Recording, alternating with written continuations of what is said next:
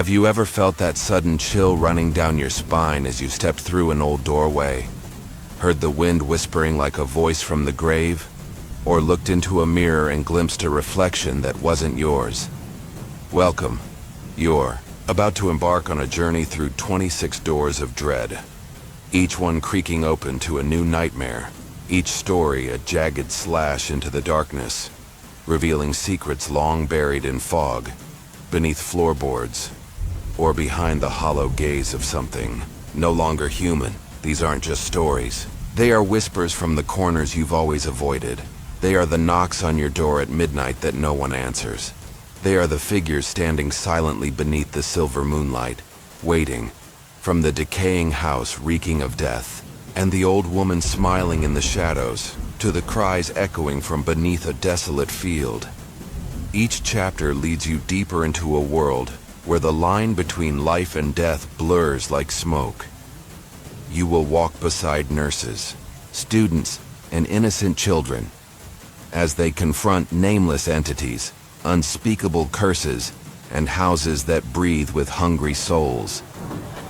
Prepare yourself, because as you turn each page, the darkness won't just tell stories, it will watch you. It will whisper your name, and when the light returns, it might not leave. So ask yourself, do you dare step in? The door is open now, and from here, there's no turning back. When I was a teenager living in an old house in the suburbs, my little sister Lily, who had just turned 3, began exhibiting strange behaviors. When my sister was around 3 years old, she suddenly had an imaginary friend, I recalled, my voice trembling as I shared the story with friends on a stormy night. Unlike other children with typical invisible companions, Lily seemed immersed in a world none of us could reach. She giggled all day, whispered into empty space, her eyes sparkling as if she were looking at a living, breathing being. I, a tired, 13-year-old tasked with looking after her, initially felt relieved that she had something to focus on instead of clinging to me like a shadow. But that comfort didn't last. Things started to change when I noticed Lily's laughter was no longer innocent.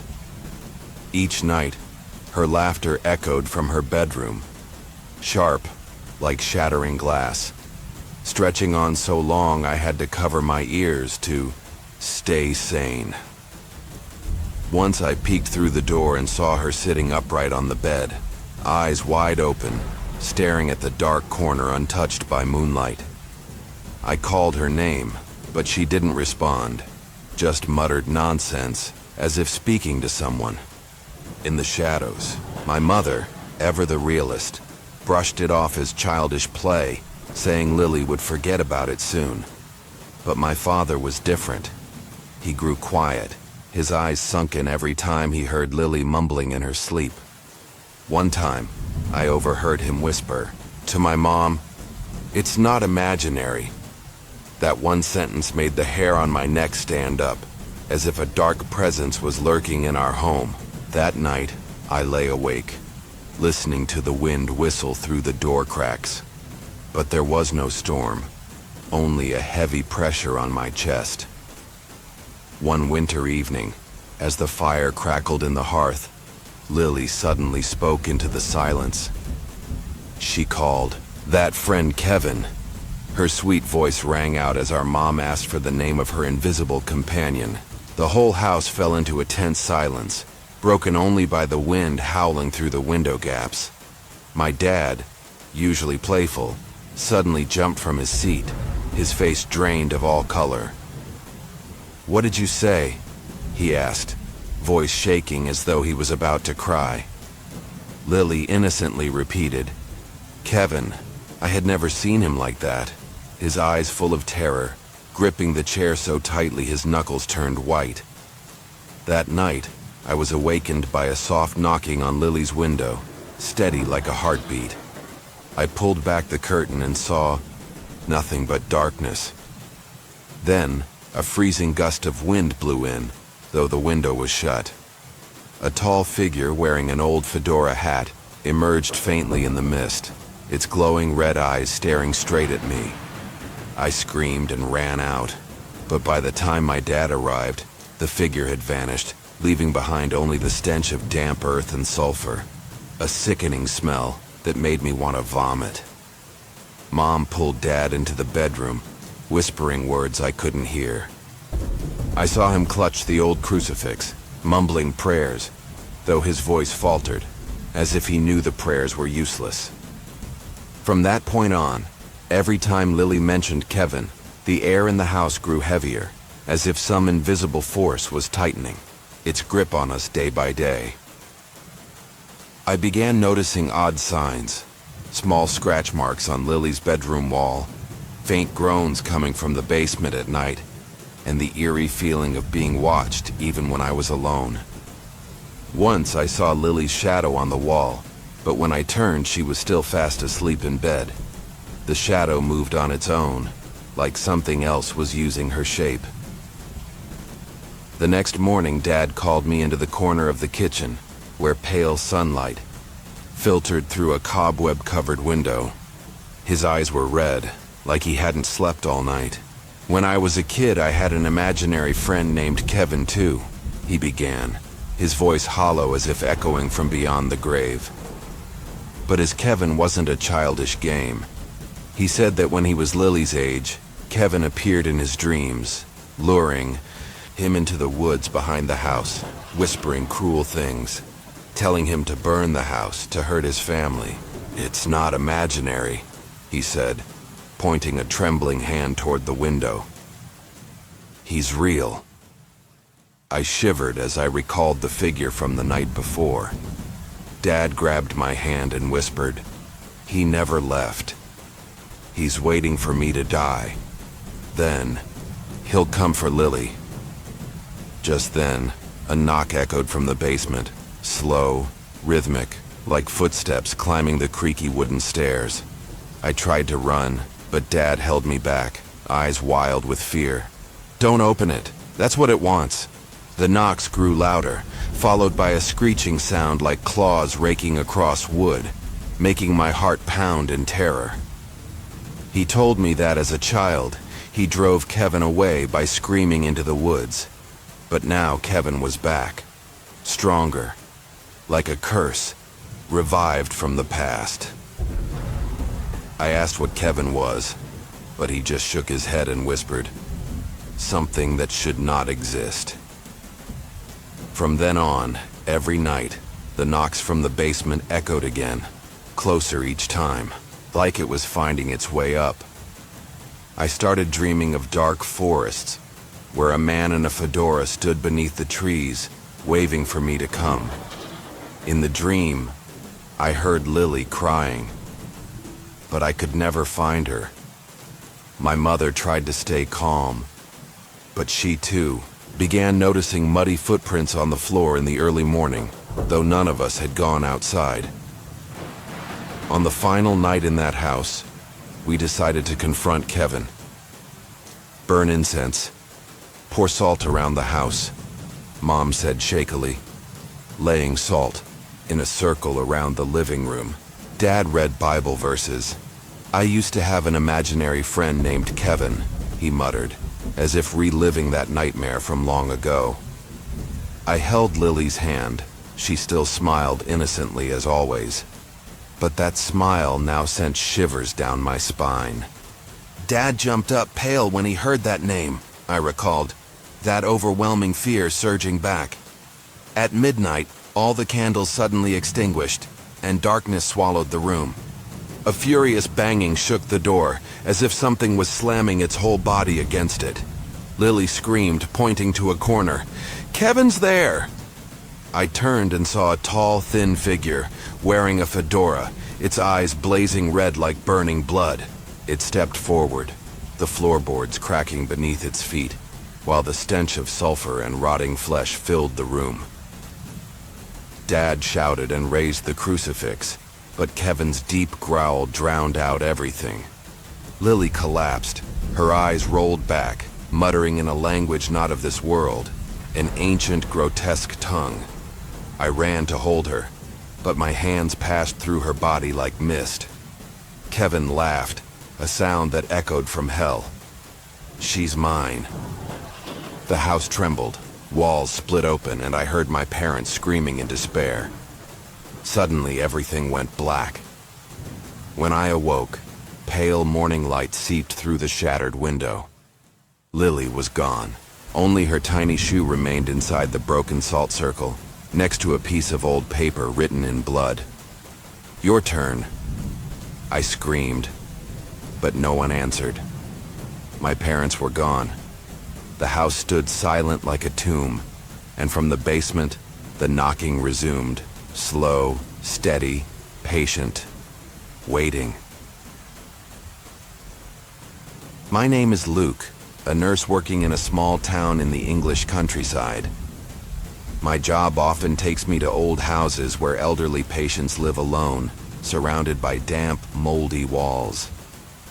One cold winter evening, as thick fog blanketed the village road, I was assigned to care for a new patient, Mrs. Margaret, who lived in an ancient house at the end of a narrow alley. "I'm a home care nurse in England," I recounted, my voice still trembling at the memory of that fateful night. Accompanying me was Sarah, a young trainee who was always curious about the ghost stories whispered by other nurses in the break room. When we arrived, the house appeared like a ghost in the mist.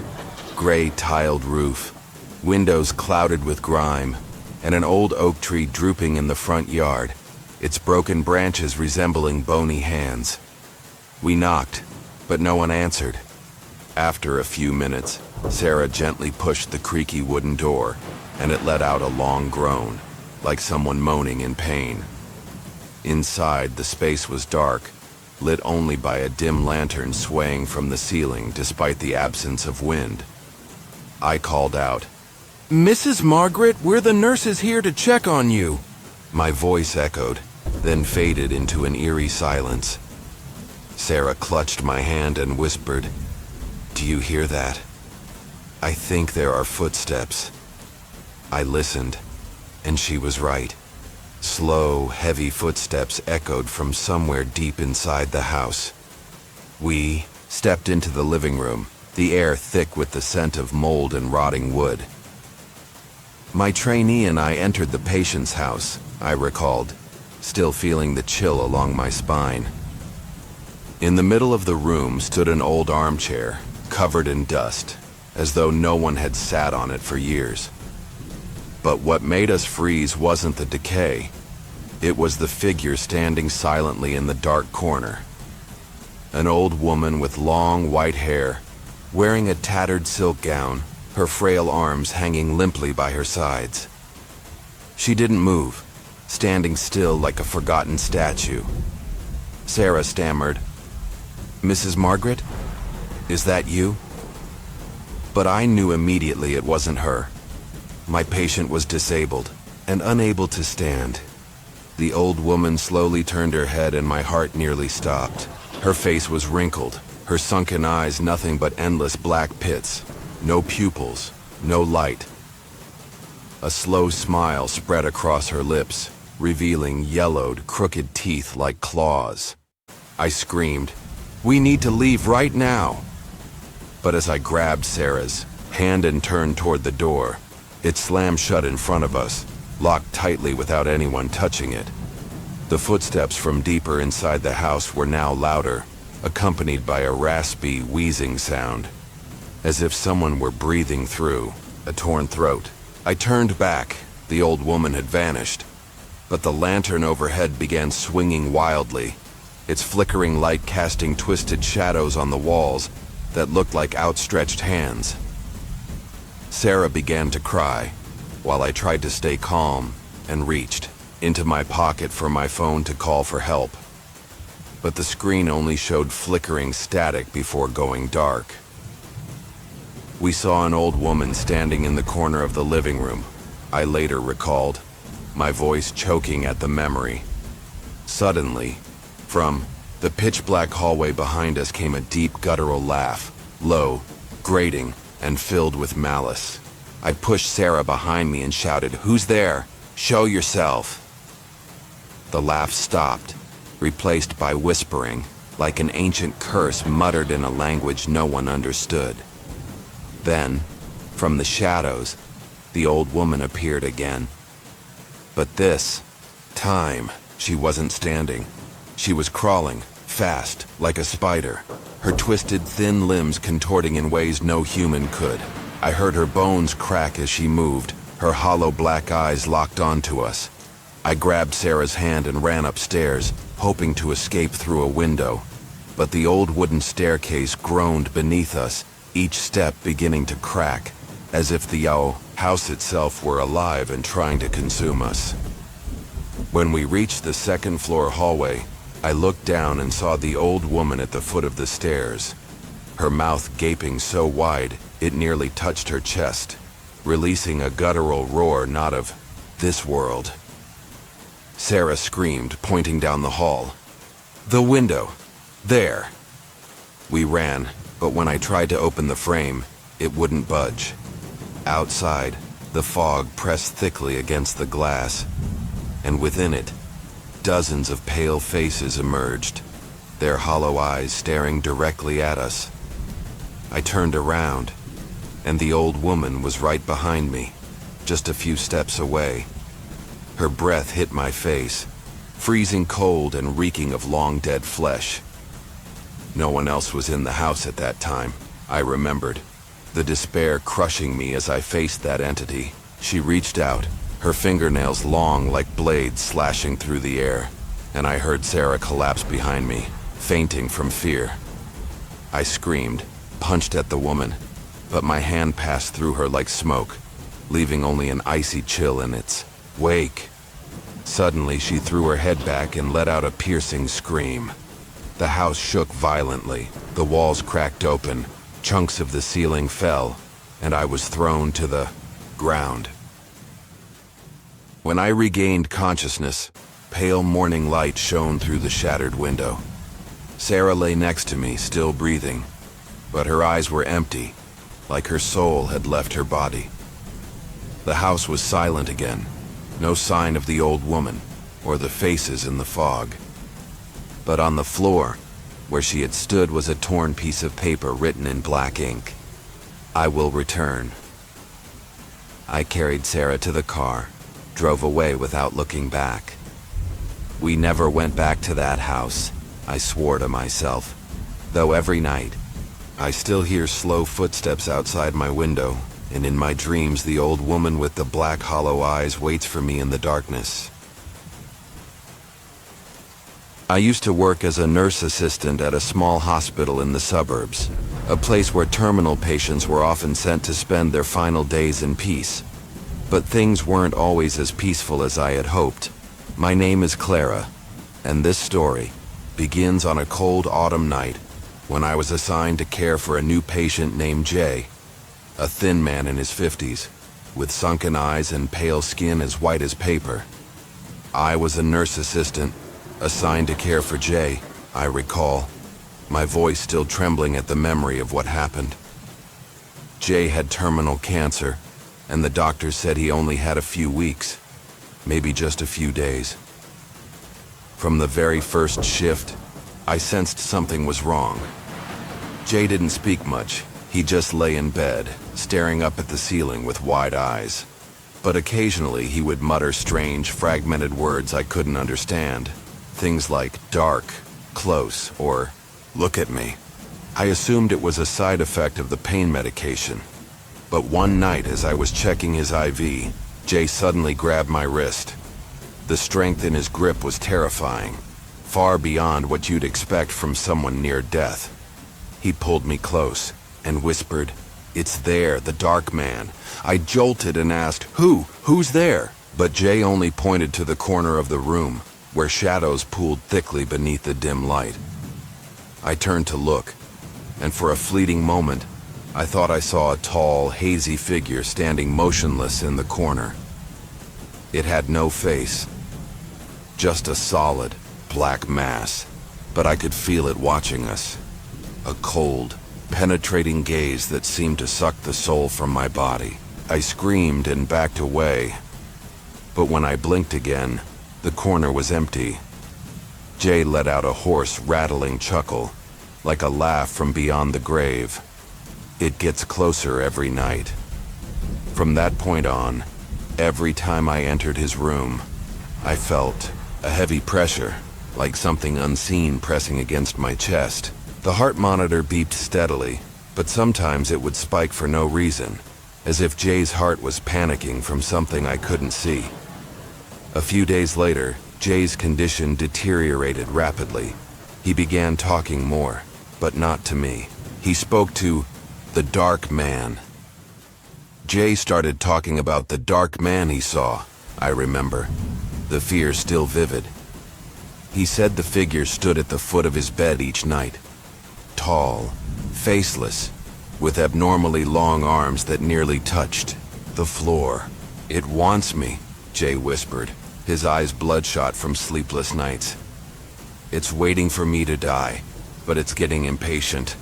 I tried to comfort him, told him it was just hallucinations, but deep down, I knew I was lying.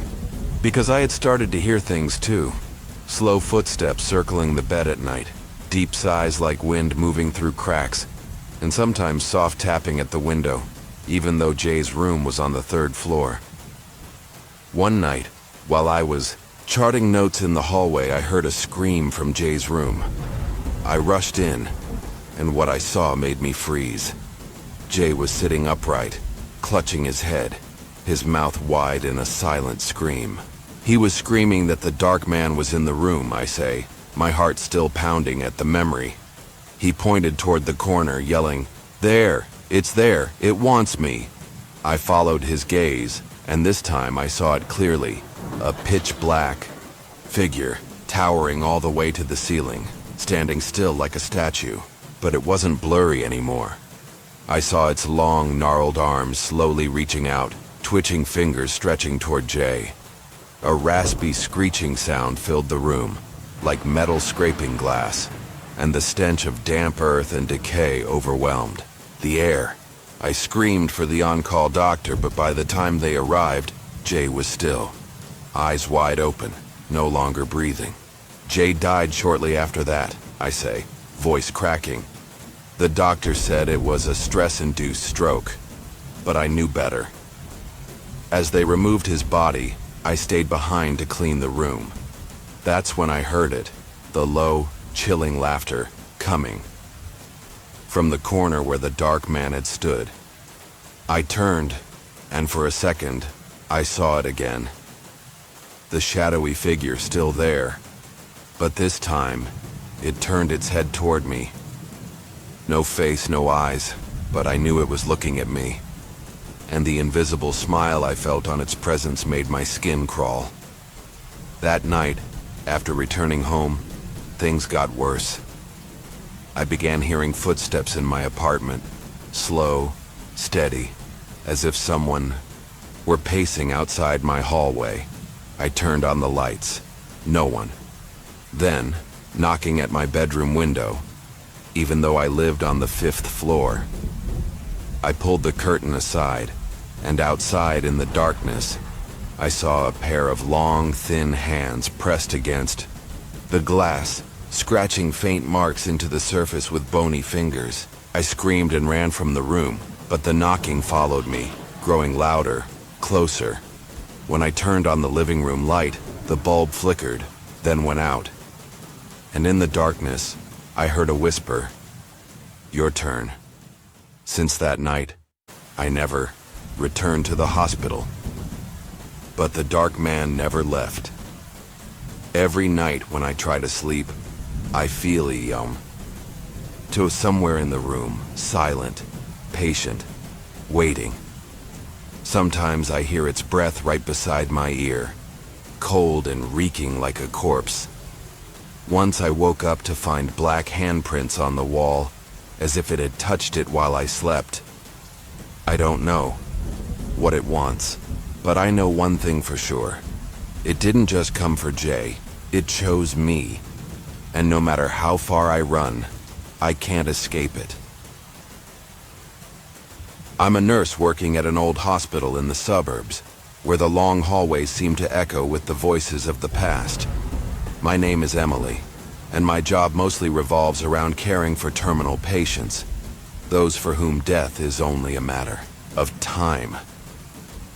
But no case has haunted me like the patient in room F, a middle-aged man known simply as F, because he had no family, no papers, and no one knew who he truly was. I'm a nurse, assigned to care for patient F, I recall, my voice, still trembling at the memory of those horrifying nights. F suffered from severe lung disease. His body was so frail that his bones stuck out beneath his thin skin. But his eyes, cold and terrified, told a completely different story.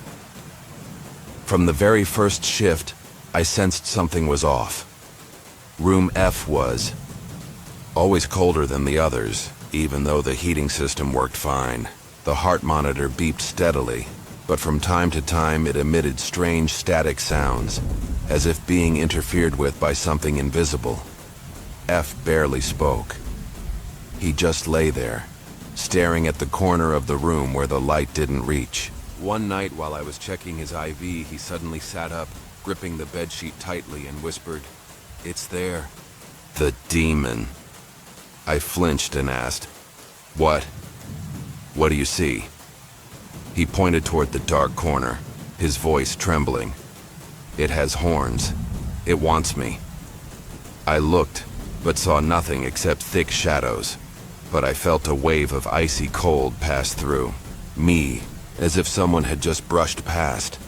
From then on, F grew more and more frantic each day. F began speaking about a demon he kept seeing, I remember, the chill still lingering.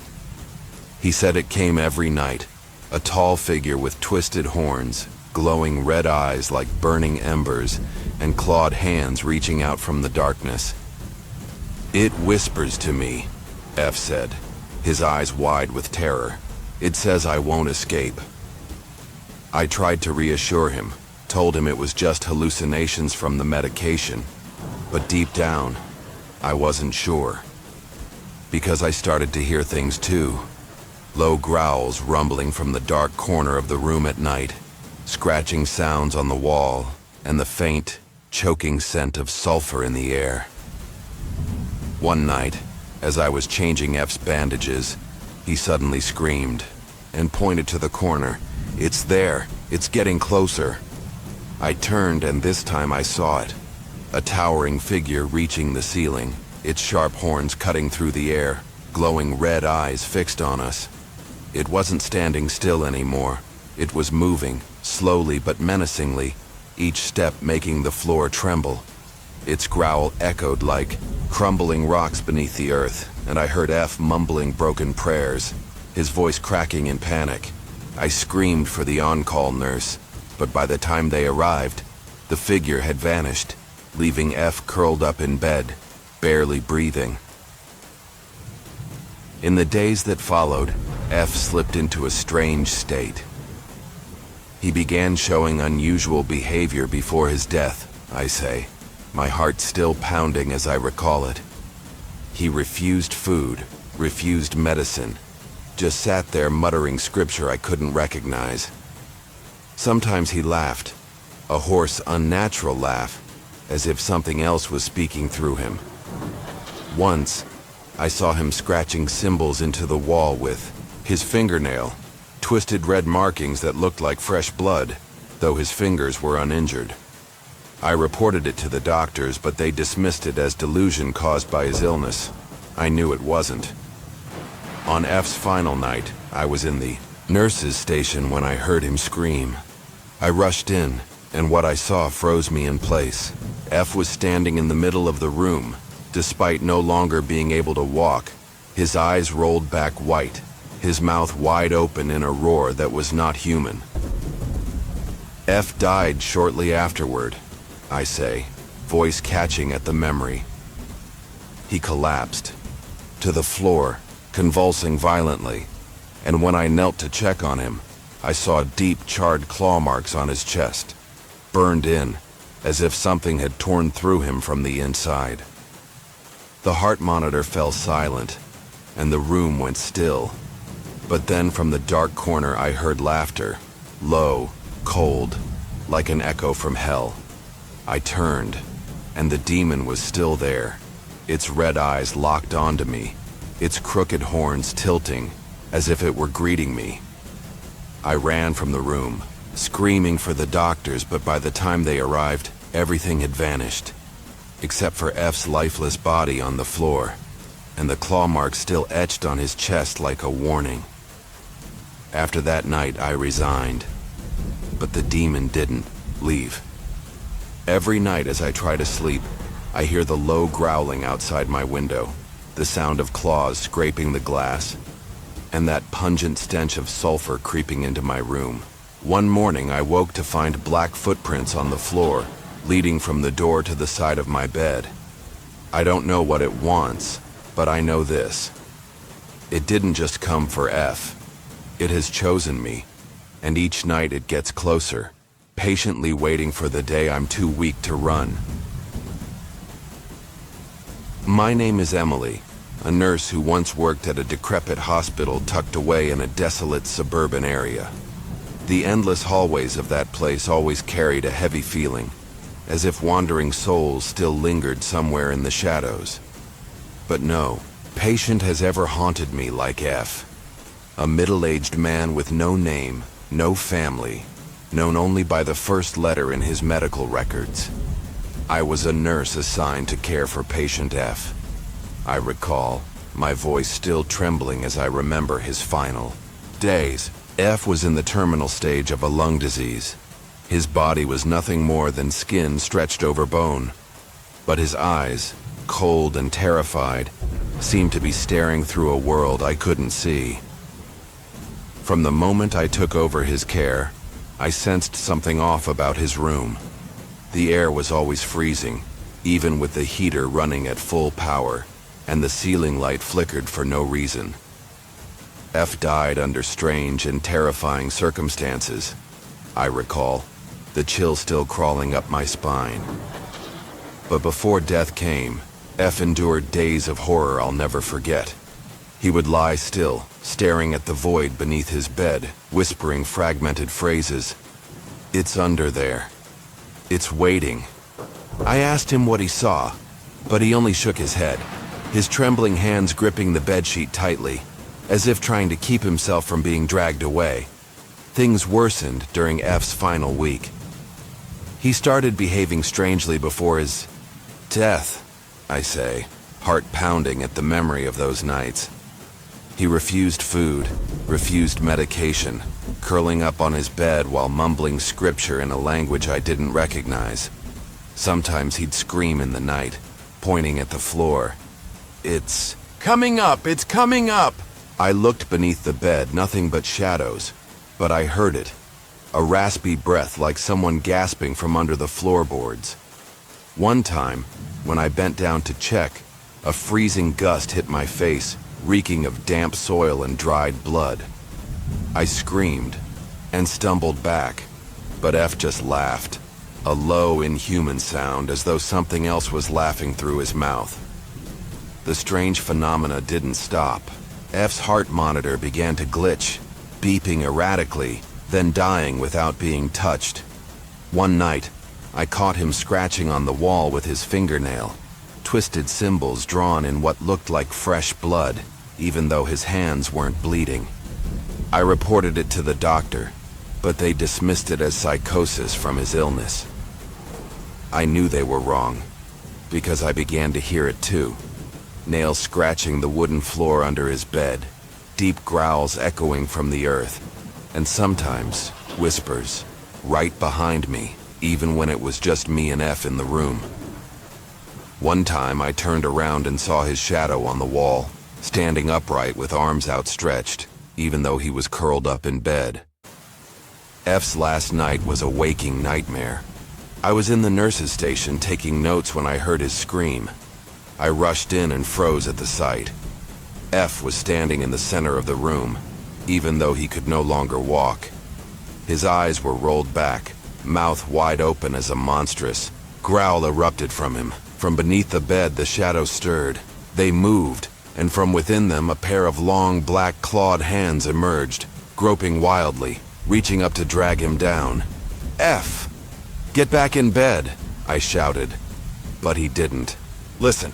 He turned to me, and for a moment I saw his eyes blazing red, like something burning from within.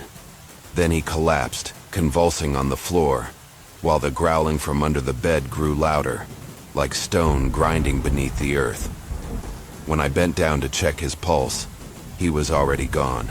But what terrified me most was the scorched claw marks on his chest, deep, as if torn open from the inside. His monitor was silent. The light in the room went out, plunging everything into darkness. Then I heard laughter, low, cold, and coming from beneath the bed. I turned on my flashlight and pointed it down, and in that faint beam I saw a shadow, not fully formed, but with glowing red eyes staring straight at me, a crooked smile full of razor-sharp teeth.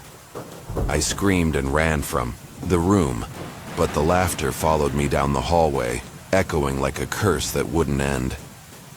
After F's body was taken away, I stayed behind to clean the room, and that's when things got worse. As I bent down to pick up the fallen bedsheet, a freezing hand grabbed my ankle from under the bed.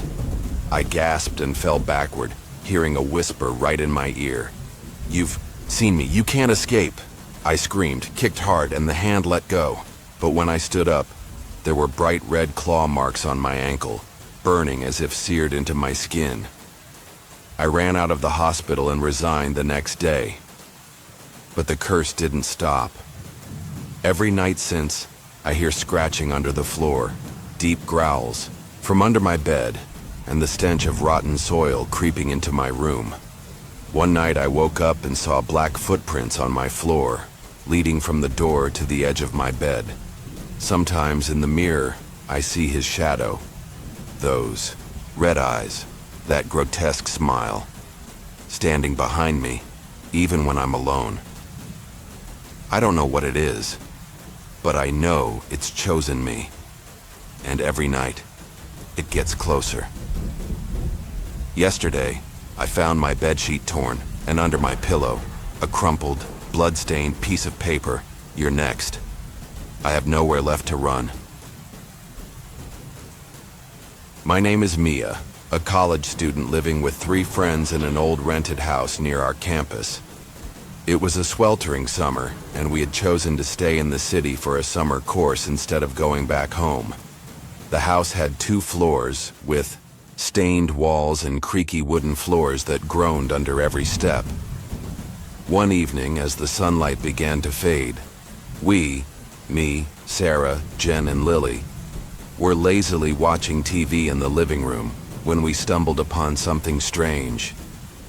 A group of college girls found a hidden ladder leading to the attic, I recall, my voice still shaking at the memory.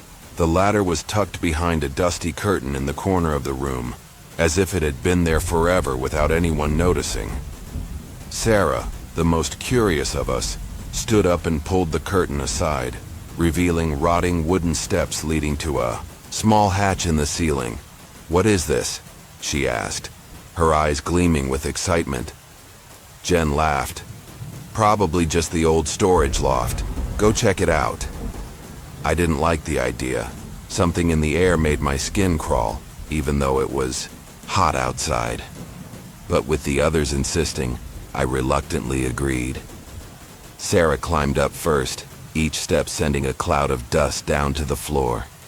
When she pushed open the attic door, a blast of icy air rushed out, carrying the stench of mold, and something else, something rotten, like decaying meat. We heard her whisper, "Oh my God, there's something up here." Jen and Lily followed while I stayed below, my heart pounding. They disappeared through the hatch, and for a few seconds everything was silent, until Sarah screamed, a sharp, panicked scream that cut through the still air.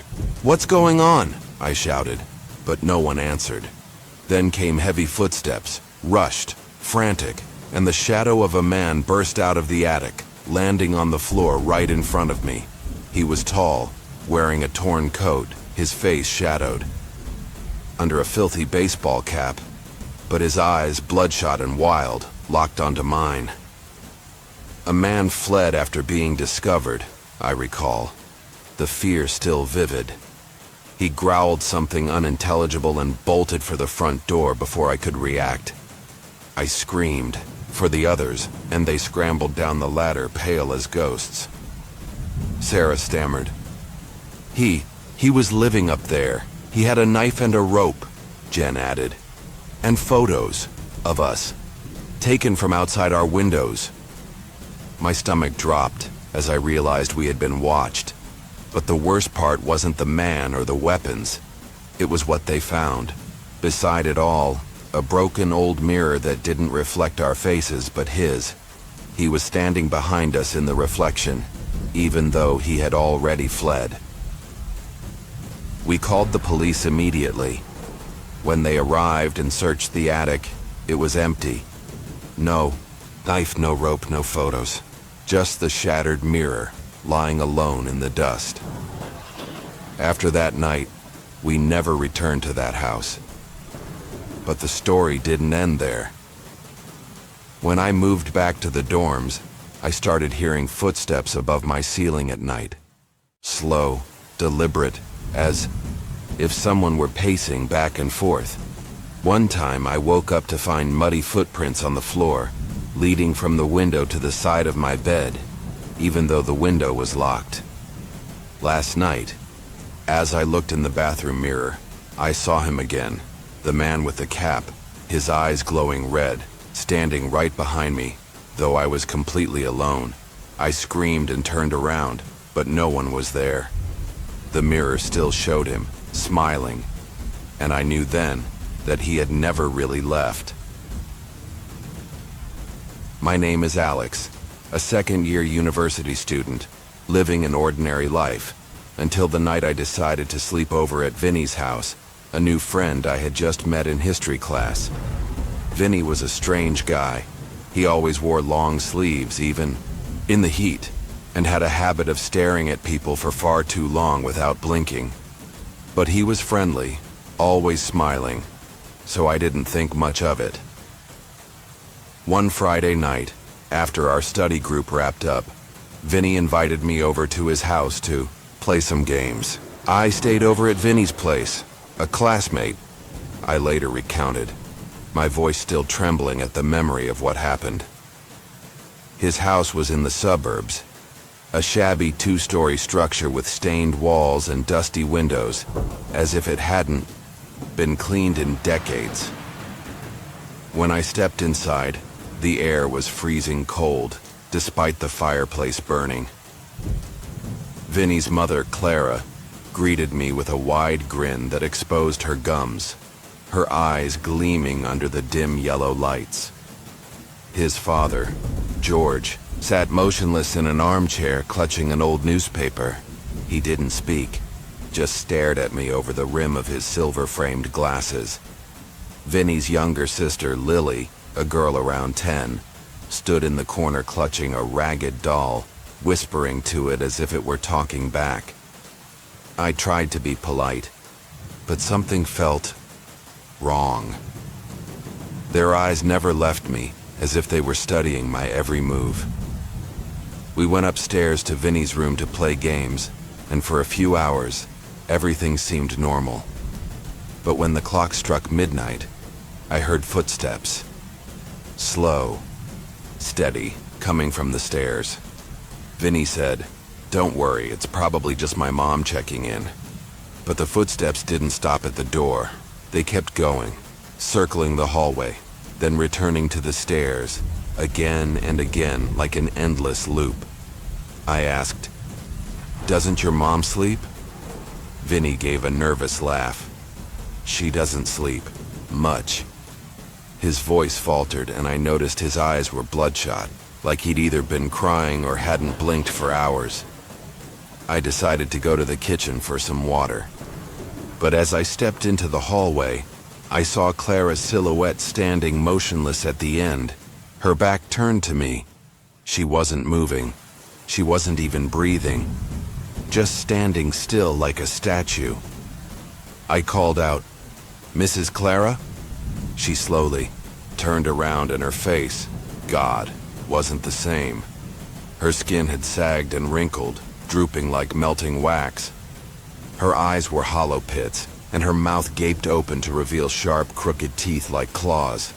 I screamed and ran back to Vinny's room, but he just sat on the bed, smiling strangely. "So, you saw my mom, huh?" I couldn't sleep that night.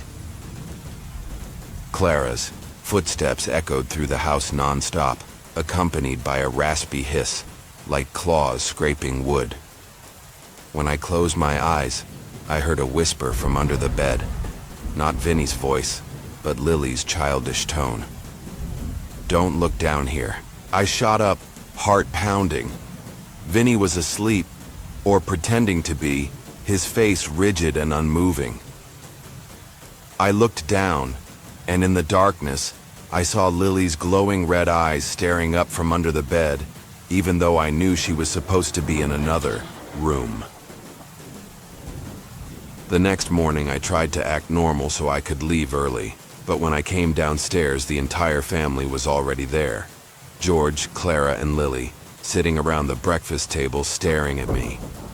Vinny's family had unusual behavior, I later recalled, the fear still lingering. They didn't eat. They didn't speak. They just sat still, hands flat on the table, eyes bloodshot and unblinking. On the table sat a plate of raw, crimson meat. No forks or knives, just torn, bite-sized pieces scattered about. Clara tilted her head and whispered, "Stay for breakfast?"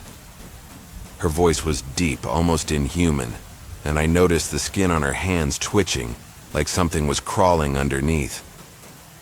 I stammered a refusal and rushed to the door, but it was locked, though I hadn't seen anyone touch it. Vinny came down the stairs, standing behind me, and whispered, "You can't leave." I turned around and his face, dear God, was cracking. His skin peeled off, revealing something dark and slimy underneath.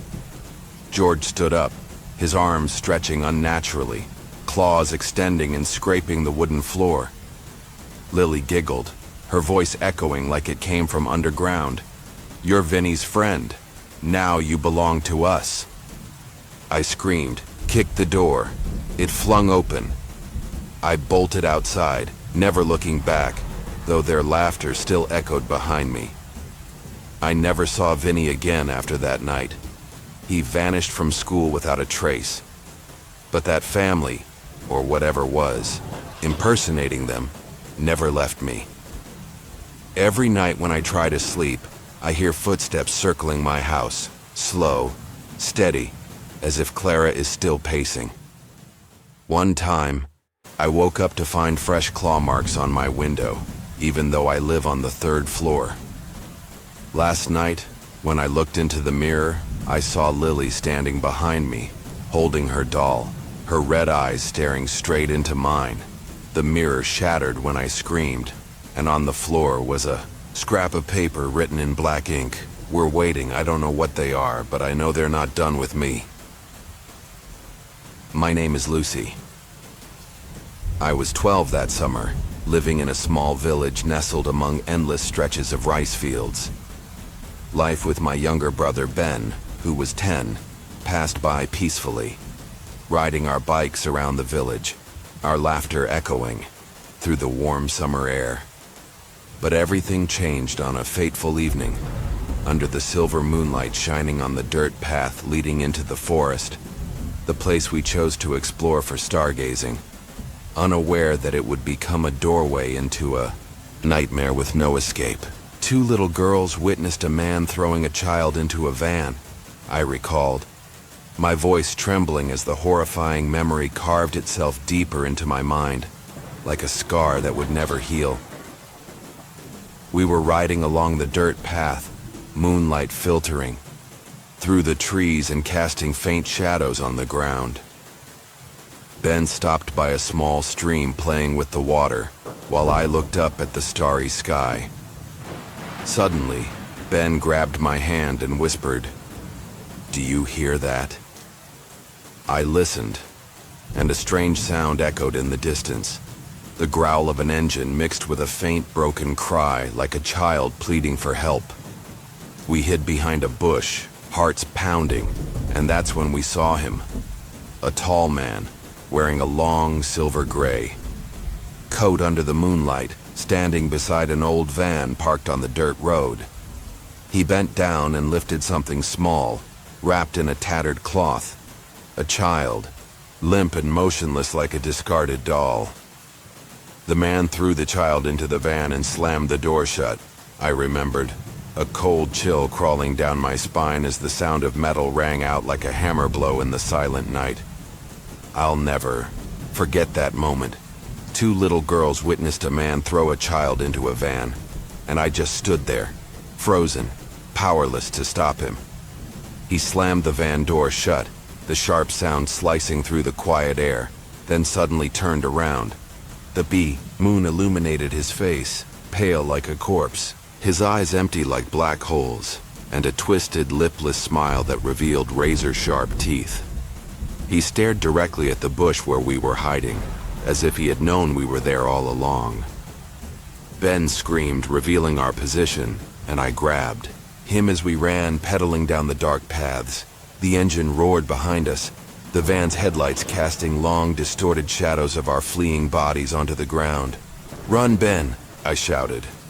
But Ben panicked, his bike wobbling, and behind us his voice. No, not his voice.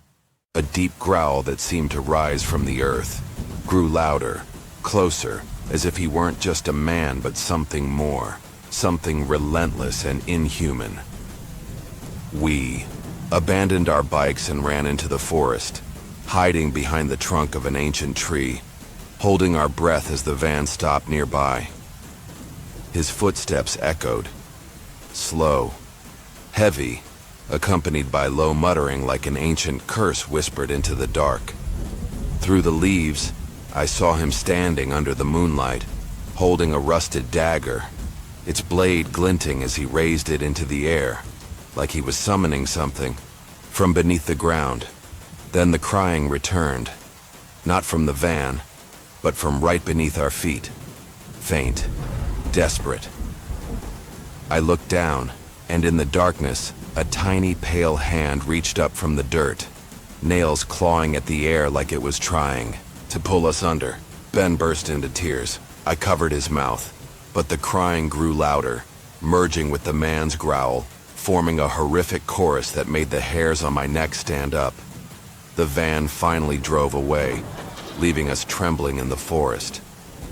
We ran home and told our parents, and the police were called that very night. They found our bikes, but no trace of the van or the man. Under the tree where we hid, they dug up a tattered cloth, like the one the child had been wrapped in, soaked in dried blood. But there was no body. The police came but found nothing but the cloth. I recalled, the unease still clinging to me from that night. We hoped they would find him, but the police came and found nothing but the cloth, leaving us with a fear that had no explanation, as if he and the child had vanished into thin air. But the darkness didn't go away.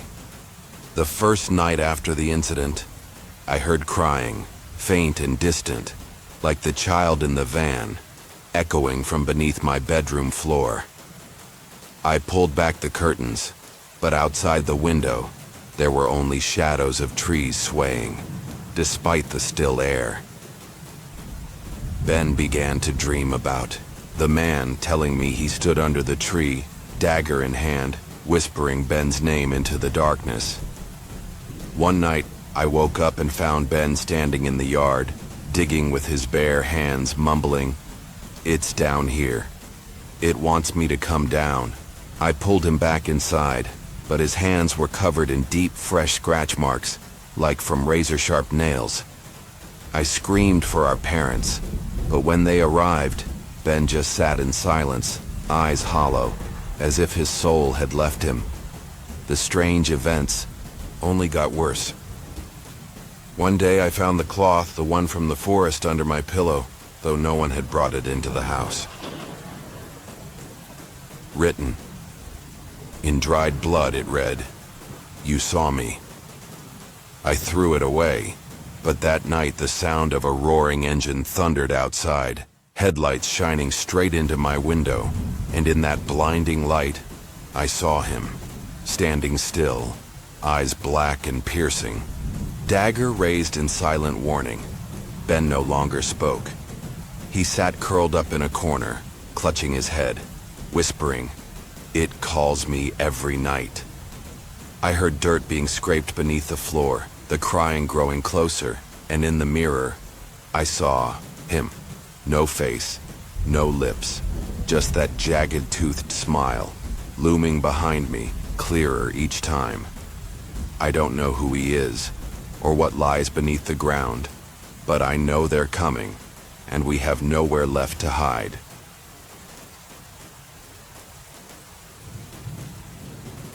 My name is Tom. I was 14 that autumn, living in a small town where the rain seemed never-ending. One late afternoon, beneath a gray sky and heavy downpour, I decided to bike home after a study session with friends. The road cut through muddy fields, rainwater flowing in streams along the ground, and thick fog blurred my vision. A boy saw a man standing in the rain, I would later recount, my voice still trembling at the strange moment that changed everything in my life. I pedaled slowly, raincoat soaked and clinging to my skin, when I suddenly noticed a figure standing in the middle of the field, a tall man, dressed in a long black coat, motionless under the pouring rain. He wore no hat, held no umbrella, just stood there, rain streaming down his pale face. I stopped my bike, squinting through the curtain of rain, and saw that he wasn't blinking. His eyes were milky white without pupils, staring straight at me, through the fog, through everything. The man stared at the boy in the rain. I remembered, a chill running down my spine as that gaze locked onto me like a trap. I shouted, "Who are you? Do you need help?" But he didn't respond. Instead, he tilted his head, and slowly, a smile stretched across his face. Not with lips, but with sharp, jagged teeth, twisted like claws.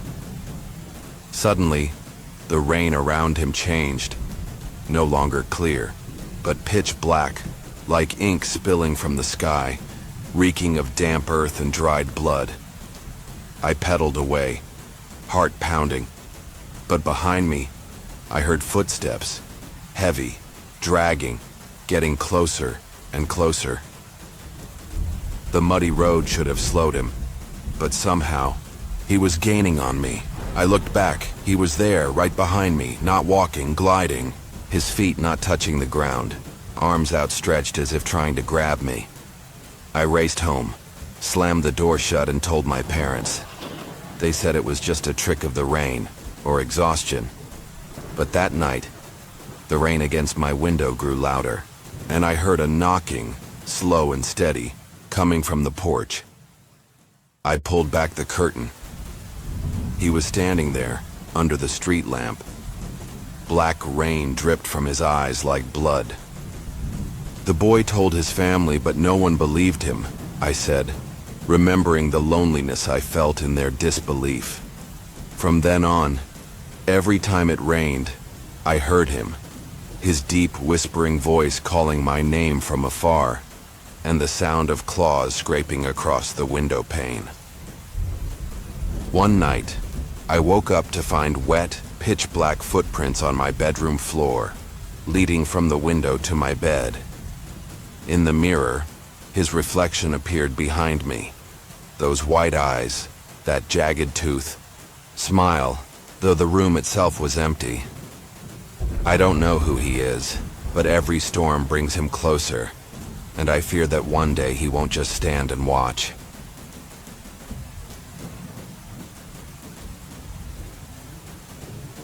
My name is Sarah.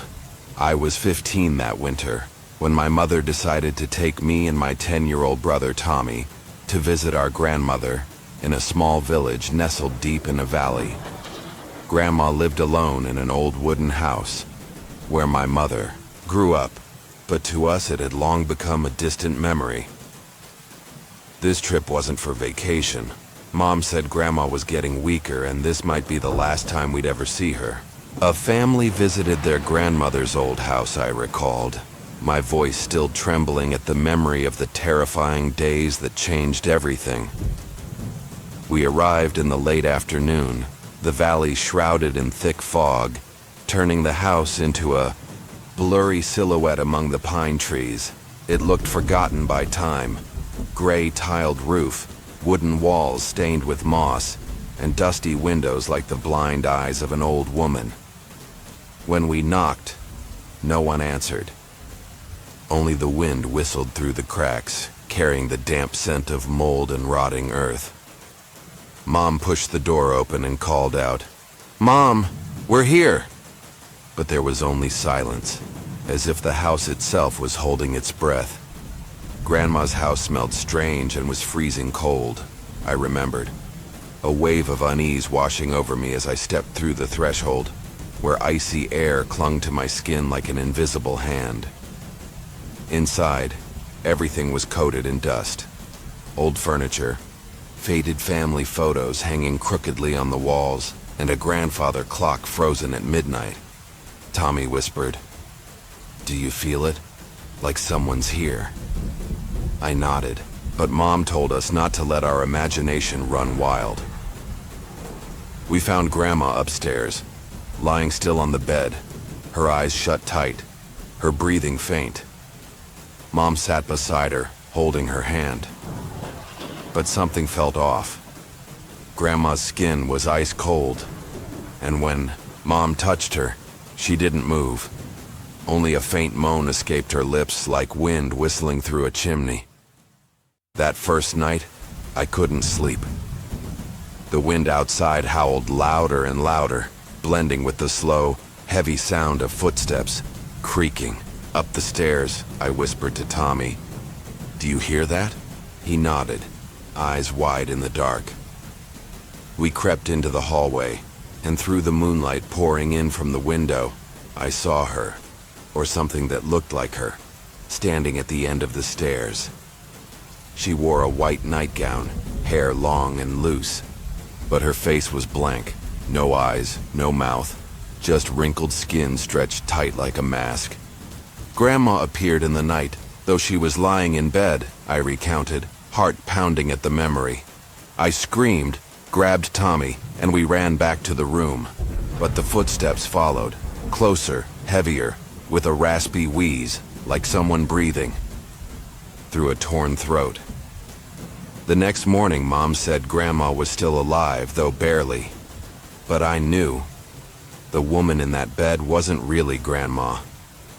Her hands trembled. Her fingernails had grown long and sharp, scratching red streaks into the bed sheets. The family began to realize something was wrong with Grandma, I remembered, still haunted by the look on Mom's face. The second night, the footsteps turned into knocking, slow, deliberate, from beneath our bed. Tommy burst into tears.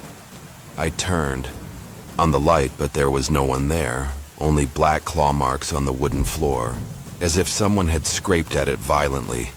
Mom rushed in and screamed when she saw them.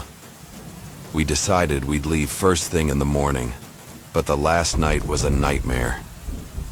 While I was packing, the light suddenly went out, and a deep growl echoed from downstairs, like rocks breaking apart underground.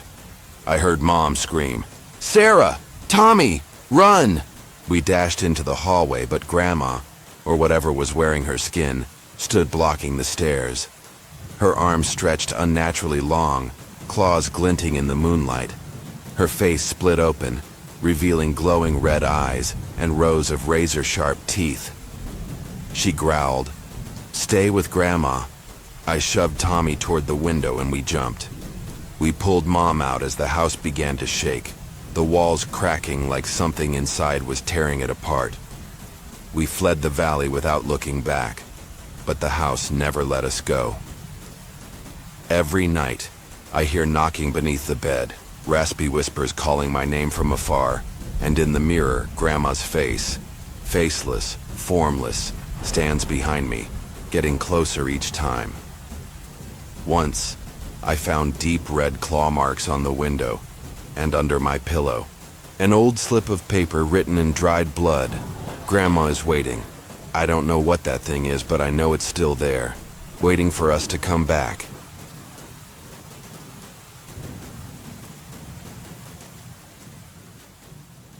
My name is Jack. I'm a big 40-year-old guy, used to work as a security guard at a strip club, so I'm not someone who scares easily. 7 months ago, I went to San Diego for a job interview and stayed at my favorite hotel in Sorrento Mesa. On the third night, after hanging out with a few old buddies, I got back to the hotel around 2 a.m., carrying a box of Sonny's donuts. I munched on a few, cracked open a couple of beers, watched South Park until my eyes started to shut. Around 3 a.m., I decided to step outside for a smoke before calling it a night. I walked down the stairs, the icy air of the late night raising goosebumps on my skin. The smoking area near the fountain already had a couple standing there, whispering in the dark. Not wanting to interrupt them, I decided to walk around the hotel. First stop, the pool. The water looked pitch black, reflecting the dim lights like something was lurking beneath the surface. Then came the BBQ area. The air still carried the faint scent of old smoke, even though no one had used it all night. Then I wandered over to the basketball court, where the darkness seemed to swallow all sound, leaving only the slap-slap of my shoes against the concrete. Suddenly, I heard a long screech in the distance, like metal scraping against stone, echoing from the direction of the parking lot. I stopped, my breath caught in my throat. A cold gust of wind blew through, bringing with it a putrid metallic stench. Nothing like the usual smell of a night breeze. I told myself it was just a passing truck, but deep down, I knew something was wrong. The streetlights flickered. Tree shadows stretched across the ground like bony hands reaching for me. I turned back toward the side entrance, heart pounding, that unmistakable feeling creeping over me, like I was being watched from the dark. As I neared the side door, a sleek, black sedan glided up beside me, silent like a ghost. The window rolled down slowly, revealing a petite Asian woman, her pale face ghostly under the dim light. Her voice was soft but chilling as she asked, "Do you know how to get out of the parking lot?" I blinked, confused. The exit was literally 150 feet away, straight ahead, clear as day. I replied, polite but curt, "Just go straight, take a left at the tree." She tilted her head, staring at me with deep black eyes, and then asked, "Can you get in and show me?" I froze. As a former guard, I wasn't easily spooked, and she didn't look dangerous, small like a knockoff Ali Wong. But something felt off. The exit was right there. No way she didn't see it. The car windows were tinted way too dark, like a bottomless pit. I couldn't see inside.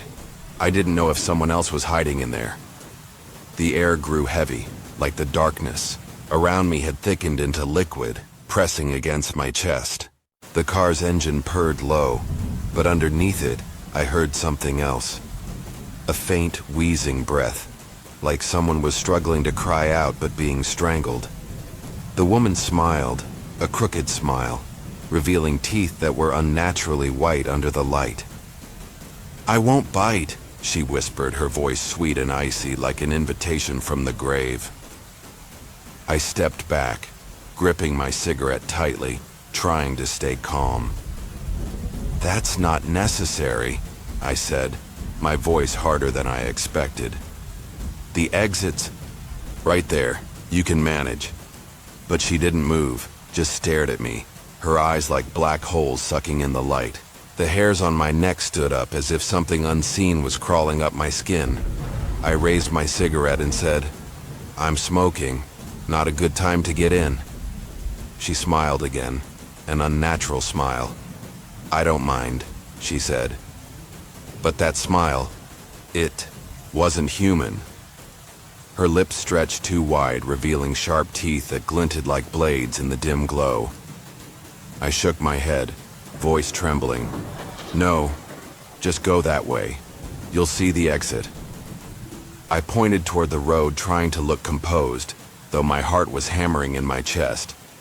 She tilted her head again and repeated, "Get in. Show me the way." Her voice was deeper now, distant, no longer sweet, but full of threat. I looked into the window again, and this time I saw a faint silhouette inside. A thin figure, completely still, head slumped forward like they were asleep or dead. A weak groan slipped from the car, long, broken, like the cry of a soul trapped in agony.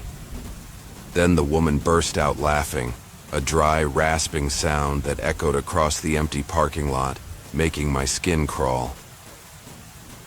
"Don't you want to know who I am?" she asked, and her eyes flashed bright red in the dark. I stepped back, bumping into the side entrance door. "No, thank you," I stammered, then darted inside and slammed the door behind me.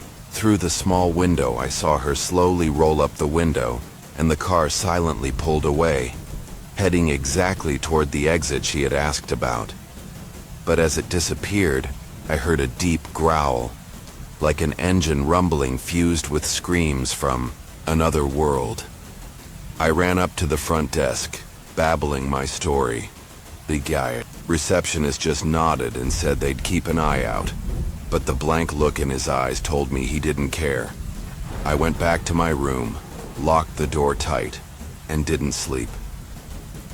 That night, I dreamed of the black car returning, parked right under my window.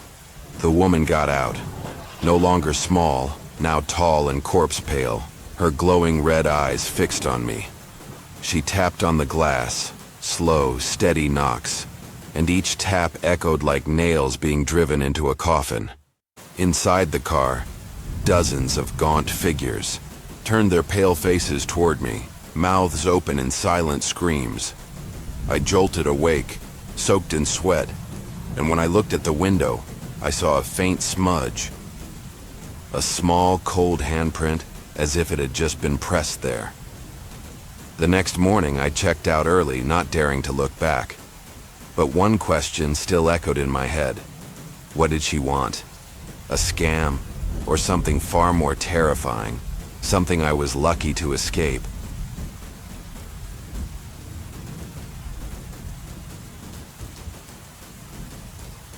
That night, I, Ethan, 13 years old, and my sister Lily, 15, were home alone while our parents went out for dinner.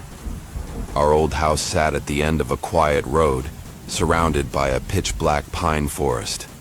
We were old enough to handle a few hours on our own, but that night the air felt unusually heavy. The wind hissed through the trees, making strange, whisper-like sounds that gave me chills. It was nearly 11 p.m., and we were watching TV when a knock echoed through the house. Knock, knock, knock. Soft, but sharp enough to make my heart jump. We weren't expecting anyone. Lily and I locked eyes, wide with tension, holding our breath. For a second, the knock came again, this time louder, accompanied by a creak from the wood as if the door might burst open. I tiptoed over to the window and carefully pulled the curtain aside just a little to peek outside. Under the dim yellow porch light stood an older man, disheveled hair, hands stuffed in his coat pockets, shifting nervously on his feet. But his eyes, empty, black, hollow, were fixed straight at the door, like he knew we were inside. From the woods behind the house, a long howl rang out. It didn't sound like a wolf. It sounded like the cry of something that didn't belong in this world. A cold chill ran down my spine, like someone was breathing right on the back of my neck, except I was standing alone. The man knocked again, harder this time. Dust shook loose from the door frame. "I need help," his hoarse voice came through the wood. My car broke down. I glanced through the curtain again. There was no car outside. The street was empty, lit only by faint moonlight casting shaky shadows across the trembling trees. Lily whispered, "Don't open it, Ethan. Something's not right." I nodded, sweat dripping down my forehead, but he didn't stop. "Let me use your phone, please," he shouted, pounding on the door again and again, each thud slamming into my chest like a fist. We stayed silent, but he kept knocking, kept talking, like he knew we were listening. Then suddenly, silence. The knocking stopped, but the silence was worse. I heard a faint scraping sound along the outside wall, like fingernails dragging across wood, moving from the front door toward the window. A tall, distorted shadow appeared on the curtain, its head tilted as if trying to peer inside. Lily squeezed my hand so tightly it hurt, her face pale as paper. "It knows we're here," she whispered, her voice shaking. I pulled her back into the corner of the room, heart pounding, barely breathing. The silence lasted only minutes, but to us it felt like hours. Then, the sound of police sirens pierced the night, shattering the tension. I rushed to the window. 2 patrol cars sped up the driveway, red lights flashing. The man was gone, but his muddy footprints were still there, stamped across the porch. Later, the police told us they had been chasing someone matching his description, a suspect tied to an incident just a few blocks away. We exhaled, but the fear didn't go away. That night, I lay in bed, eyes wide open, listening. Then I heard it, the soft scratching from beneath the floorboards, fingernails tapping against wood, slow, rhythmic. Lily screamed from the other room. She said she saw someone standing outside her window, black eyes staring through the glass. The next morning, we found smeared, inky handprints on the window. Too big to be human. Worse, wedged between 2 wooden floorboards, we found a crumpled old note, written in jagged letters. "I'll be back." Ever since that night, we hear knocking on the door, even when no one's there.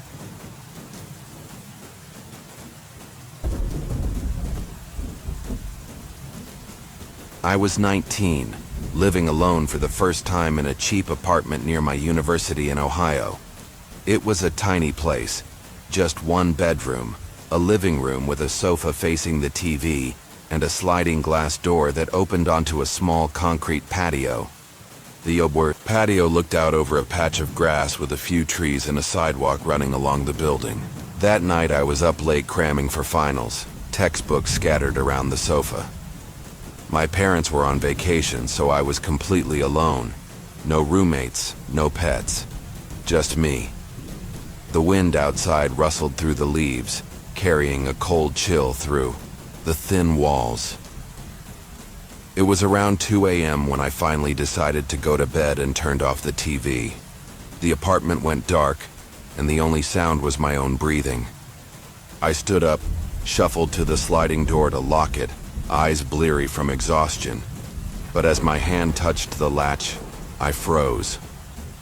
Outside, on the patio, someone was kneeling on the concrete, facing the glass, completely still, head tilted slightly, as if looking straight at me. The light from the apartment spilled outward, but the darkness swallowed everything beyond it. I could only make out a vague human-like shape, not clearly enough to be sure.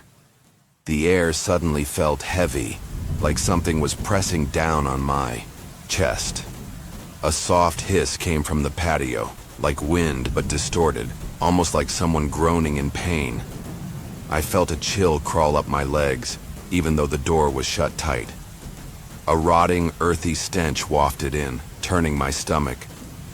I couldn't see its face, but a wave of cold terror surged through me. Whatever it was, it didn't feel human. My hand shook. My heart pounded like it was trying to escape my chest. Outside, the wind picked up, dry leaves scraping the glass with a harsh rattling sound. I heard a cracking noise from the thing's body. Its head tilted further, slowly, like it was being snapped at the neck. Its shadow didn't fall on the patio, even though the light from inside hit it directly. I wanted to scream, but my throat had gone dry. I stood there, frozen, eyes locked on the figure, unable to move. Time felt broken. I don't know how long I stood like that. 1 minute, 5, 10, but it felt like forever. My hand was still, trembling on the latch. It didn't move. Just knelt there, head tilted, long, unnaturally thin arms hanging at its sides. Its fingers looked like twisted branches, gnarled and too long, curled as if trying to reach for the glass. Then came a knock. Tap, tap, tap. Soft but sharp, like fingernails on glass. The light inside flickered. The darkness crept closer, as if it were swallowing the room. I heard a whisper, faint, warped. Ryan. Ryan. Drifting in from the patio. The voice wasn't human. It sounded like a dozen voices layered together, rasping from the other side of death. My heart slammed against my ribs. I looked, at it again, afraid to even blink. I backed up, stumbling into the sofa. Books crashed to the floor, loud in the silence. The figure tilted its head to the other side, reacting. The knocking turned into scratching. Scrape, scrape, nails on glass, like knives slicing into bone. A black dripping hand pressed against the door, leaving behind a trail of foul-smelling liquid. I watched a spiderweb of cracks spread across. The glass and the thick black substance seeped through, sizzling as it hit the floor. I grabbed my phone from the sofa with trembling hands and called Jake, my friend who lived a few buildings away. "Jake, there's something outside the glass door," I whispered, barely able to breathe. "It's kneeling there, watching me." Jake shouted back, "Keep the line open, I'm coming right now." I whispered what I was seeing, and he told me to keep talking as he ran. The whispering grew louder, slipping into my mind like worms crawling through my skull. The figure raised its head. Its face had no eyes, no nose.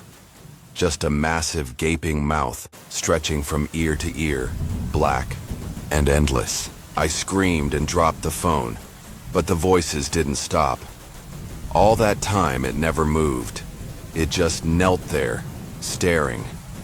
I curled up on the sofa, arms over my head, trying to block it out, but nothing worked.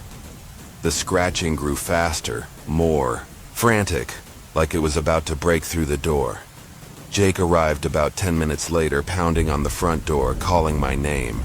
I leapt from the couch, glanced at the patio. It was gone. No sound, no trace. I opened the door.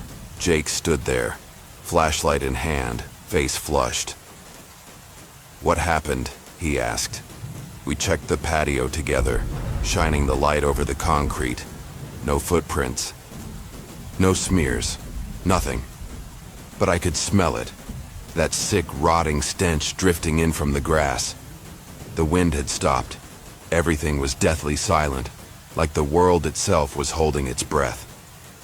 We circled the building, but whatever it was, it had vanished into thin air. I didn't sleep that night. I left the lights on and stayed on the phone with Jake until sunrise. At one point, I heard faint tapping from under the floorboards. Tap, tap, like fingernails on wood. Jake yelled, "Did you hear that?" I nodded, though he couldn't see me. My heart raced. The next day, I asked the neighbors, but no one had seen or heard anything unusual. A few weeks later, I found out from the landlord that the last tenant had died in the apartment. "Natural causes," he said, but his eyes darted away. I moved out immediately. A month later, Jake called me, his voice shaking. "Dude, I found something in the old apartment. A photo. there's this guy kneeling in front of the glass door. Pale face, mouth wide open, just like what you described. And now, I just heard scratching at my window. I hung up, my blood freezing. That night, in my new apartment, I heard it. Tap, tap, at the window. I pulled the curtain. It was there, kneeling, bathed in moonlight, staring at me, its mouth hanging wide open. I screamed and ran, but the scratching followed me from room to room. The next morning, under my pillow was a scrap of paper. You can't escape. Now it comes every night. Closer, clearer. I still don't know what it is, but I've never known fear like this.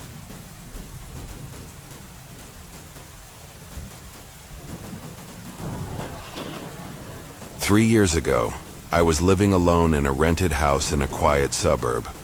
It was a two-story home with a small backyard and a balcony connected to the upstairs bedroom. My name is Claire. I was 28 and had just moved in to start a new job.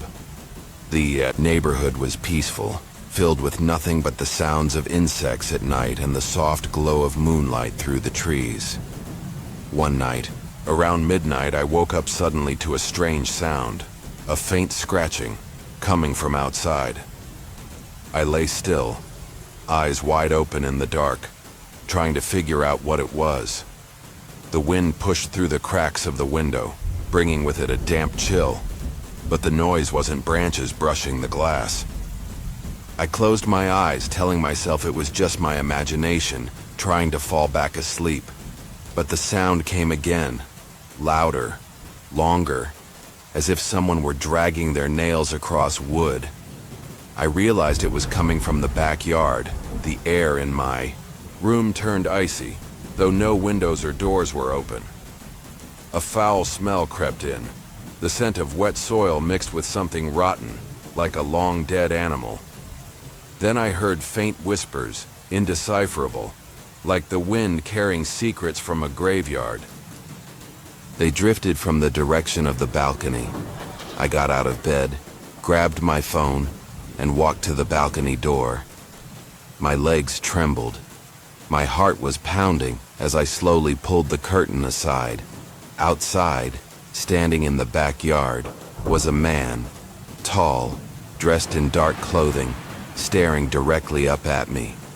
He was completely still, like a statue, his eyes hidden in shadow but gleaming faintly in the moonlight. I felt a cold breath against the back of my neck, like someone was standing behind me. The man's head tilted slowly, and I heard the crunch of bones cracking even though his feet didn't move. I stood frozen, clutching my phone, barely able to breathe. My heart felt like it had stopped. No one should have been there. I lived alone. He shouldn't exist. But he did. He just stood there, staring through the dark as if his gaze could pierce my soul.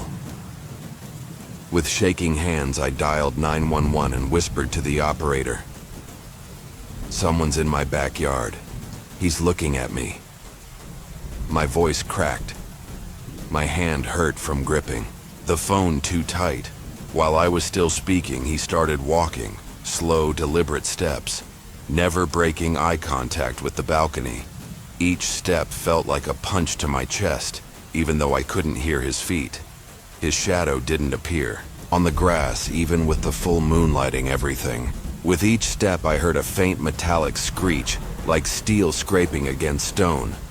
His hands, unnaturally long, fingers twisted and blackened like charred sticks, reached toward the air, stretching toward me from across the yard.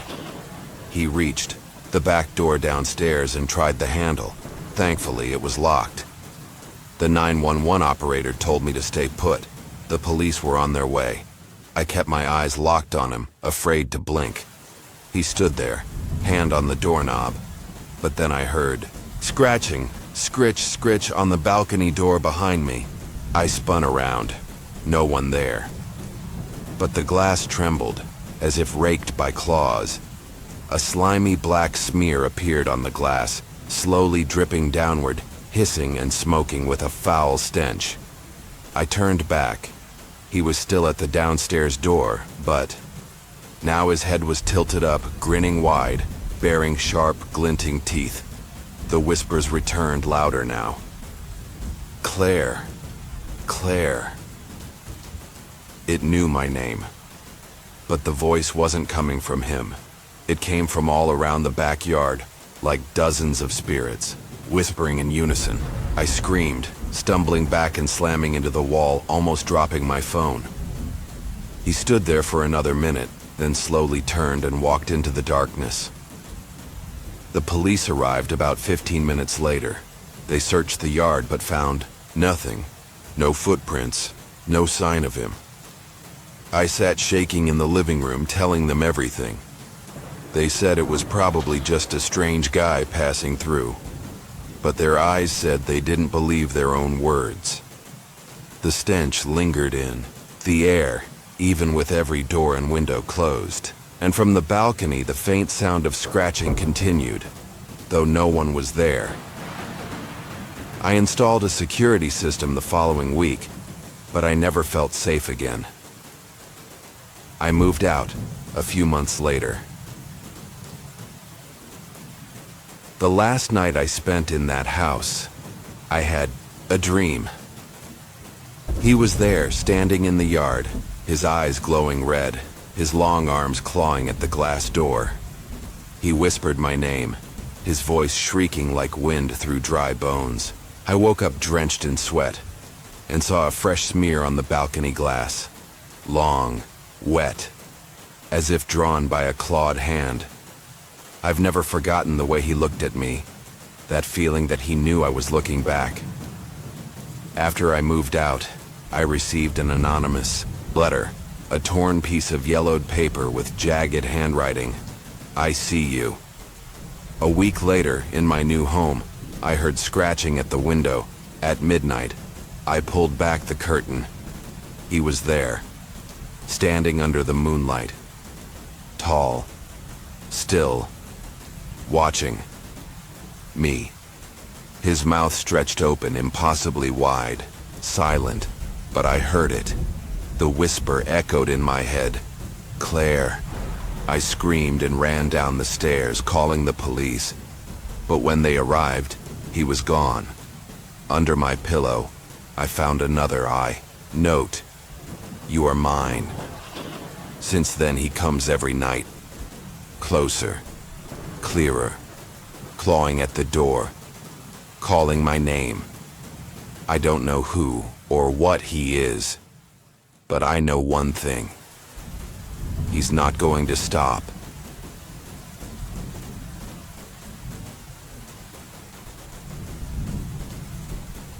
I was 11 years old that year, in 1998. My cousin Tara, who was 13, and I spent the entire summer at our grandparents' house in rural Kentucky. My name is Emily, and Tara was the brave older cousin I always admired. Our grandparents' house sat near a river, a murky, quiet stretch of water surrounded by trees. Every day we heard the slow flow of water and birds chirping, but that day, the air felt strangely heavy. One afternoon, we decided to go fishing.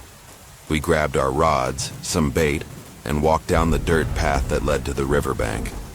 It was sweltering hot, the air sticky against our skin, and the sound of cicadas buzzed so loudly it drowned out everything else.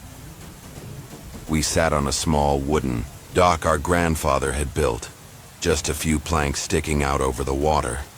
The river was still, reflecting a grayish sky, as if hiding something uneasy beneath the surface. We cast our lines and waited, but an hour passed without a single bite. Then, a sudden cold breeze blew through, bringing with it a sickening stench from the river, like something long dead drifting just beneath the surface. The cicadas fell, silent, leaving behind a deathly stillness across the woods. I heard a faint rasping sound, like someone struggling to breathe, carried over the water. Tara nudged me and pointed across the river. I looked up, and my heart dropped. A man was standing there, half hidden behind a tree, watching us. He was tall, wearing a dark coat and a wide-brimmed hat that obscured his face. Under the pale sunlight, his shadow stretched long and distorted as if he didn't belong to this world. I felt a cold shiver crawl up my legs despite the summer heat. Though I couldn't see his eyes, I felt them drilling into us, cold and hungry. A branch snapped somewhere deep in the woods, but he didn't flinch, as if the sound wasn't coming from him, but from something else hiding in the darkness. We thought maybe he was just another fisherman, but he had no rod, no gear, just stood there staring. I shakily waved, hoping he'd respond. He didn't. He was frozen, like a living statue. Tara whispered that we should ignore him, so we turned, back to our lines. But inside me, fear was swelling, like something was squeezing my heart. A few minutes later, I glanced across the river again, unable to help myself. He was closer now, standing right at the edge of the water, still watching us. The river was only about 30 feet wide, but suddenly it felt too close. My stomach twisted. Something was wrong. He hadn't moved his legs, but I felt him getting nearer, like he was advancing in some strange, invisible way. The water suddenly rippled, though there was no wind. A long, dark shape rose from beneath the surface, slithering just under the water like a hand reaching from the deep. I heard the rasping breath again, louder this time, wheezing and broken, like someone gasping after nearly drowning. Then he spoke. His voice was low and crackling, echoing across the river. "You girls got any pictures?" We froze. Tara grabbed my hand, her nails digging into my skin, and whispered, "Let's go." But before we could get up, he pulled out a stack of Polaroids from inside his coat and held them up. "Want to see mine?" he said, grinning. That smile, under the brim of his hat, I saw white teeth, unnaturally long, gleaming like blades. I couldn't see the photos clearly, but the way he held them, cradling them like something sick and precious, made my skin crawl. He took a step into the water. His foot touched the surface, but didn't sink. The water only rippled slightly, around his ankle, like he had no weight. A dry, rattling laugh escaped his throat, like bones grinding together. The stack of Polaroids in his hand trembled, as if something inside them was moving. Tara yanked me to my feet. We ran, leaving the rods behind.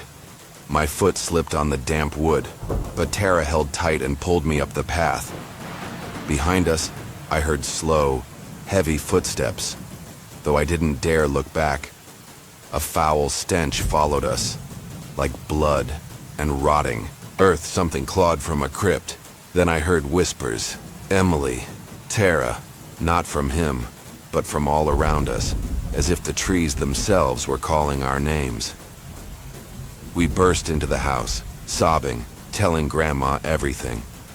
She held us tight, her face pale, and called Grandpa out in the fields. He grabbed his shotgun and ran straight to the river. But by the time he got there, the man was gone. No footprints, no sign, nothing. Grandpa came back shaking his head, saying maybe he'd slipped into the woods. Grandma comforted us, saying it was probably just a creepy guy, but we never went back to that river for the rest of the summer. Tara and I sat inside, curled up, eyes red, afraid to even look out the window. That night, I lay in bed and heard a faint scratching sound on the wall, like fingernails dragging across wood. I pulled the blanket over my head, but then came the whisper, "Emily," clear, closer, as if it was coming from under the floorboards. Tara screamed from the next room, "There's something outside the window." I ran in. There he was, a tall figure standing in the yard, hat casting shadow over his face, holding that stack of photos, glinting under the moonlight. Years later, My uncle told me there had been reports in that area of a man like that, showing kids disturbing photos. No one ever caught him, but I know that wasn't the whole story. The next summer, I found a Polaroid under the floorboards at our grandparents' house.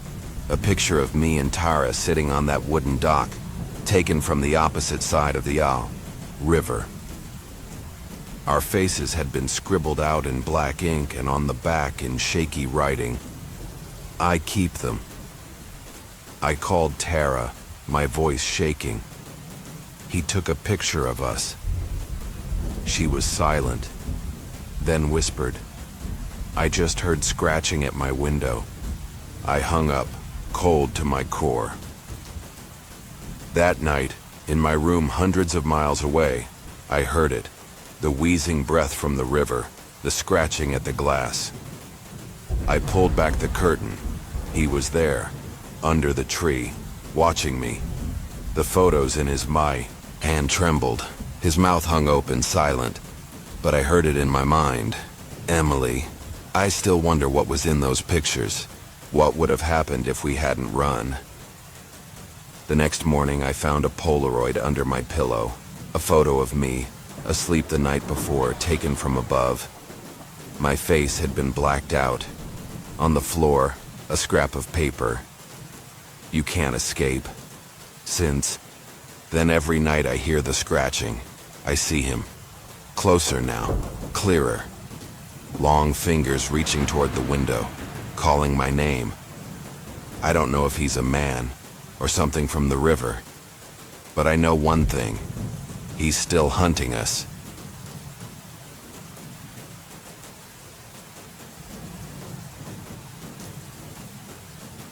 John, a 35-year-old man, was driving through a remote rural area late in the afternoon.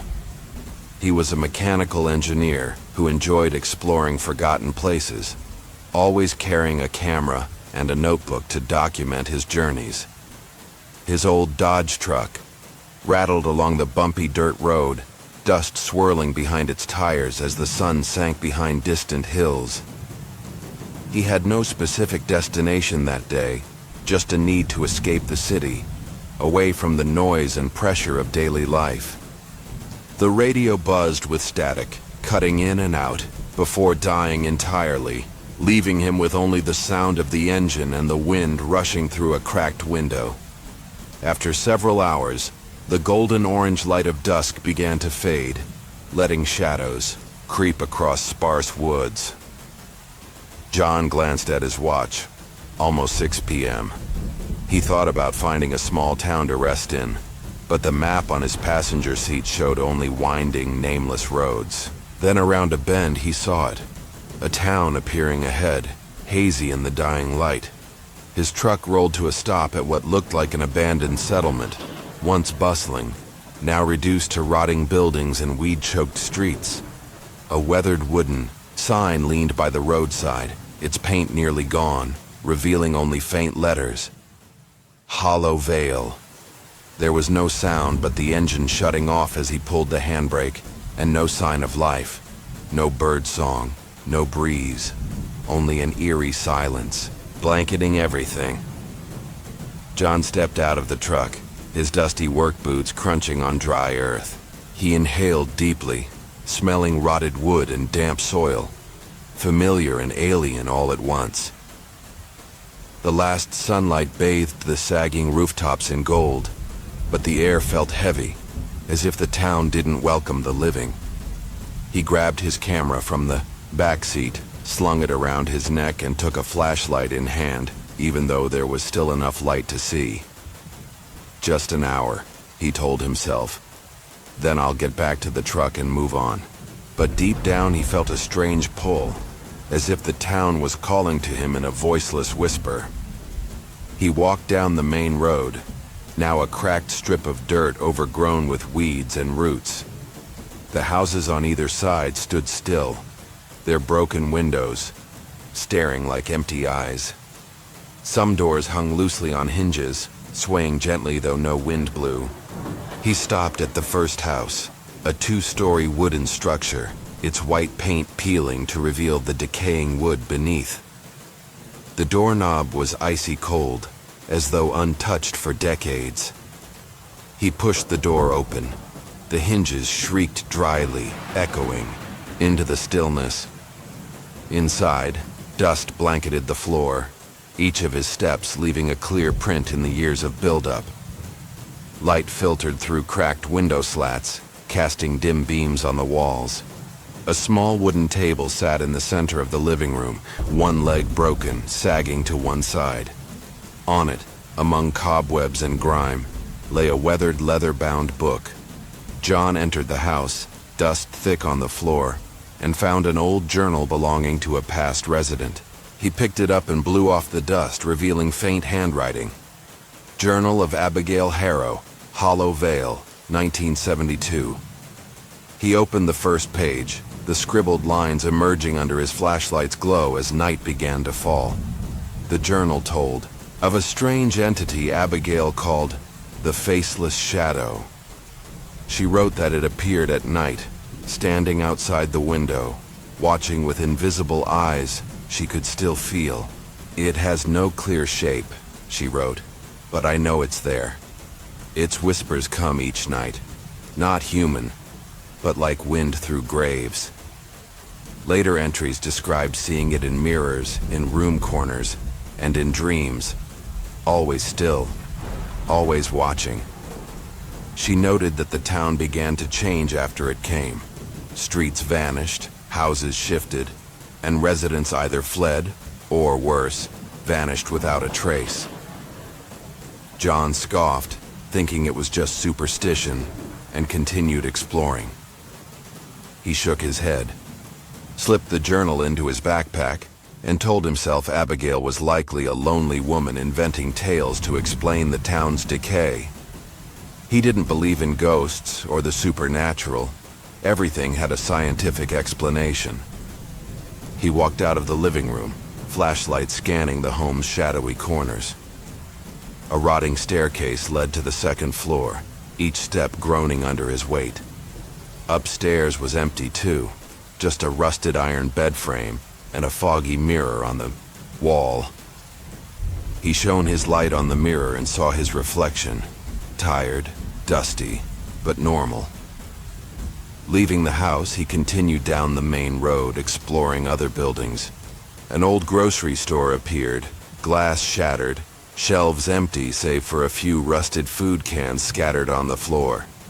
He picked one up and read the faded label, "Canned Beans, 1968. He dropped it, the clang piercing the quiet. Next came a small church at the road's end, its steeple broken and collapsed into the roof, as if crushed by some terrible force. Inside, pews were overturned, and a thick layer of dust coated the crucifix on the wall. A Bible lay open on the pulpit, but as he approached, he saw its pages torn and words blacked out with dry ink. The sun had fully set, darkness falling like a heavy curtain. John turned on his flashlight, its weak yellow beam cutting through the endless shadows of the road. The usual country night sounds were gone, replaced by a suffocating silence that pressed down on him. He returned to the first house, planning to rest briefly before heading back to his truck. He sat in an old armchair in the living room, dust puffing up as he settled in. Pulling the journal from his backpack, he read more, hoping to uncover what happened to Hollow Vale. But as he turned the next page, his hand froze on the paper. He told himself it was just the wind, but deep down, he knew something was wrong. The silence wasn't just due to the missing insects.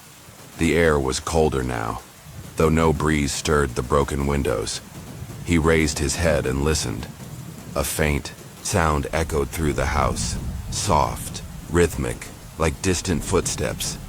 He stood and swept his flashlight across the room, but saw only dust and darkness. Then the footsteps grew louder, thud, thud, coming from upstairs. Though the house was clearly empty, he aimed his flashlight at the creaking staircase, its light flickering in sync with his racing heartbeat. Nothing was there, only thick darkness swallowing the beam. A rancid stench suddenly filled his nose. the reek of rotting flesh, overwhelming and suffocating. He stepped onto the stairs, wood groaning beneath him, and then he saw it. A tall shadow cast on the wall above, rigid, headless, armless, just a grotesque mass drawn in darkness. John turned, heart pounding, but the hallway behind was empty. He stepped back, breath shallow, trying to calm himself. "Just imagination," he muttered, voice trembling. He'd read Abigail's journal. Maybe his mind was conjuring images from her stories. But when he returned to the chair and reached for his backpack, the footsteps resumed, closer now, as if someone was descending the stairs, slow and deliberate. He shined the flashlight again, but the stairs remained empty. Then, the whispers began, soft, fragmented, like dozens of voices layered atop each other. John. John. The voices didn't come from one place, but from the air itself, from the walls, the floor, every corner of the house. He felt a cold breath crawl up his legs, as if someone exhaled on his neck, though he was alone. His flashlight flickered, dimmed, like something was draining its power. A scratching noise followed, scrape, scrape, from the wall behind him. When he turned the light there, he saw a long, slimy black streak, as if drawn with putrid liquid. John bolted from the house, heart thundering in his chest, and ran to his truck. He jumped into the driver's seat, jammed the key into the ignition, but the engine only sputtered before dying. He slammed his hands on the steering wheel, sweat pouring down his face. When he looked up, he heard the footsteps again, not from one direction but all around, as if an unseen army approached from every side. Through the windshield, in the darkness beneath a dead tree just meters away, he saw it. A tall, faceless figure, unmoving, staring at him with eyes he couldn't see. He sat frozen in the cab, hands gripping the key, breath coming in gasps. The whispers grew louder, echoing in his mind. "John, stay." He didn't know what it was, but for the first time in his life he felt true fear, not fleeting fright, but a deep, primal terror, like he had touched something that should not exist. He turned on the headlights, the beams illuminating. The figure, but it didn't disappear. It just stood there, unmoving, daring him to face it. John was trapped in the town, with no way out. He sat in his truck, clutching the key tightly, breath fogging the cold air inside the cab. The headlights lit up the road ahead, but the light couldn't pierce the thick darkness that blanketed Hollow Vale. The faceless figure still stood beneath the dead tree, unmoving, like a living statue carved from shadow. The whisper, "John, stay," echoed in his head, not from outside, but deep within his mind, as if it had rooted itself into his consciousness. He turned the key again, hard. The engine coughed, then fell silent, as if strangled by an unseen hand. He slammed the steering wheel, sweat beading on his forehead despite the plummeting temperature. He popped the hood and stepped out, flashlight in hand, its beam trembling across the engine. Wires were intact, battery full, no sign of malfunction, but the truck refused to start. The night was pitch black, moonless and starless, with only the weak flashlight cutting through the oppressive dark, which seemed to resist the light itself. Footsteps, thump, thump, still echoed from afar, now coming from all directions, like an invisible army closing in. He closed the hood and turned back toward the figure beneath the tree. It hadn't moved, but he could feel it smiling, despite having no face to show it. John took a deep breath, trying to stay calm. He couldn't sit here all night, not with that thing watching him. He decided to return to the first house, where he had found Abigail Harrow's journal. Maybe it held a clue, something that could help start the truck or, at the very least, explain what was happening. He slung on his backpack, grabbed the flashlight, and walked away from the truck, boots crunching over the dry earth as he made his way back down the main road. The darkness seemed alive, shifting around him, like black curtains swaying silently. He pushed open the house's door again, the hinges shrieking into the empty stillness. Dust still blanketed the floor, but his footprints were gone, as if the house had reset itself. He sat in the worn armchair, stirring up a cloud of dust, and pulled the journal from his pack. Flashlight in hand, he flipped quickly past pages he had read, searching for any detail that could shed more light on the faceless shadow Abigail had described. Her scribbled entries were more detailed now. She wrote that it didn't just appear outside windows, it controlled the town. Streets shifted, buildings moved overnight, as if Hollow Vale was a living maze shaped by its will. October 14th, 1972, she wrote. The road out vanished. I walked for hours and ended up back in the square. It won't let us leave. The next page described nights she spent locked indoors, hearing scratching at the door, scrape, scrape, and seeing the faceless shadow in mirrors, even when no one was behind her. She wrote that it knew her name, whispering it every night. And sometimes, she heard names of others who had disappeared, neighbors, friends, family. John flipped through the pages, heart pounding as he reached the final lines. It knows my name. It wants me to stay.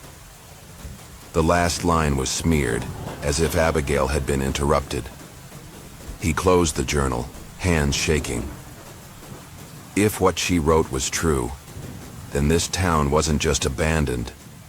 It was a trap, and he had walked into it. He stood, ready to return to the truck, but paused at the doorknob. Footsteps, thump, thump, sounded from upstairs directly above him, slow and deliberate, as if someone was pacing. He pointed his flashlight up the staircase, the beam jittering with his heartbeat. Nothing there, just thick shadow swallowing the light. He stepped onto the first stair, wood creaking beneath him, and the footsteps stopped. Silence fell, heavy, suffocating, but he felt it, a presence, standing above, watching him. He swallowed hard, called out, "Is someone there?" But his voice faded into the still air. Then the footsteps returned, closer, faster, as something barreled down the stairs toward him. He stumbled backward, tripping over the chair and crashing to the floor, flashlight rolling into a corner. In the flickering dark he saw it, the faceless shadow towering in the living room, no eyes, no nose, just a gaping black mouth whispering his name. "John! John!" A long, charred black hand reached from the darkness, clawing the wooden floor, leaving behind smoking, slimy streaks. He screamed, scrambling back, slamming into the wall as his breath came in rapid gasps. John grabbed the flashlight and aimed it at the thing, but the light didn't drive it back. It just stood there, unmoving, its gaping mouth stretching wider as if to swallow him whole. He bolted out of the house, leaving his backpack and the journal behind, sprinting through the main road, now unrecognizable. Buildings had shifted, alleyways stretched endlessly, and the grocery store now stood directly in front of him, though he remembered it being blocks away. He paused, gasping, glancing around. Hollow Vale was alive, changing just as Abigail described. The whispers now echoed from everywhere, not just in his head, but from every direction. "John, stay." A high-pitched screech tore through the night like metal twisting, and he saw it, beneath the dead tree on the church roof behind the windows across the street, always closer whenever he blinked. He ran into the grocery store, slammed the door shut, But through the broken glass, he saw the faceless figure standing just outside, only feet away. The shattered mirrors inside didn't reflect him. They reflected it standing behind him, even though nothing was there when he turned. John curled up behind the counter, hands over his ears, trying to block the whispers, but they wormed into, his mind clear and cold. John, you can't escape. He peered through the counter gap, saw the faceless figure step inside, slowly, its charred black hand scraping the wooden floor, leaving trails of smoking filth. He screamed, bursting through the store's back door, sprinting down warped streets that twisted and turned until they led him, inevitably, back to the first house. Panting, he stopped at the porch, knees weak. Footsteps sounded again. Thump, thump, from inside, as if it had never left. He looked through the shattered window, and there on the table was the journal, open, though he remembered dropping it. He stepped in, picked it up, and found a new page. Not Abigail's handwriting, but crude, black-inked letters. You saw me. Below was a rough drawing, a tall, faceless figure, under a dead tree exactly like what he'd seen. He closed the book, heart hammering. This town wasn't just haunted, it belonged to the shadow, and John was now its prey. He ran back to the truck, but when he got there, the windshield had been shredded, dark slime dripping from the gashes. The engine was dead. The whispers grew louder, like a chorus of voices chanting, "John, stay." He looked around and saw the faceless figure everywhere, beneath the tree, on rooftops, in windows, closer every time, as if the town itself was collapsing inward, sealing his fate. John confronts the entity, tall, faceless, standing before him, whispering incoherent words. John stood in front of his truck, breath heaving in quick bursts, forming pale clouds in the freezing air of Hollow Vale. The windshield was slashed to ribbons, black oozing streaks dripping from deep gouges, releasing a stench like long-decayed corpses. He turned the key again, harder this time, but the engine only let out a weak sputter before dying completely.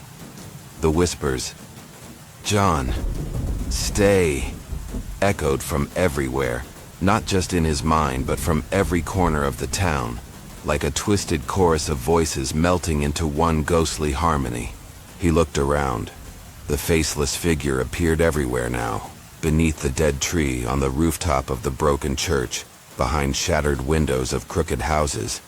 Each time he blinked, it was closer, as though the town itself was collapsing inward to trap him forever. He slammed his hands against the steering wheel and screamed in desperation, "God damn it, start!"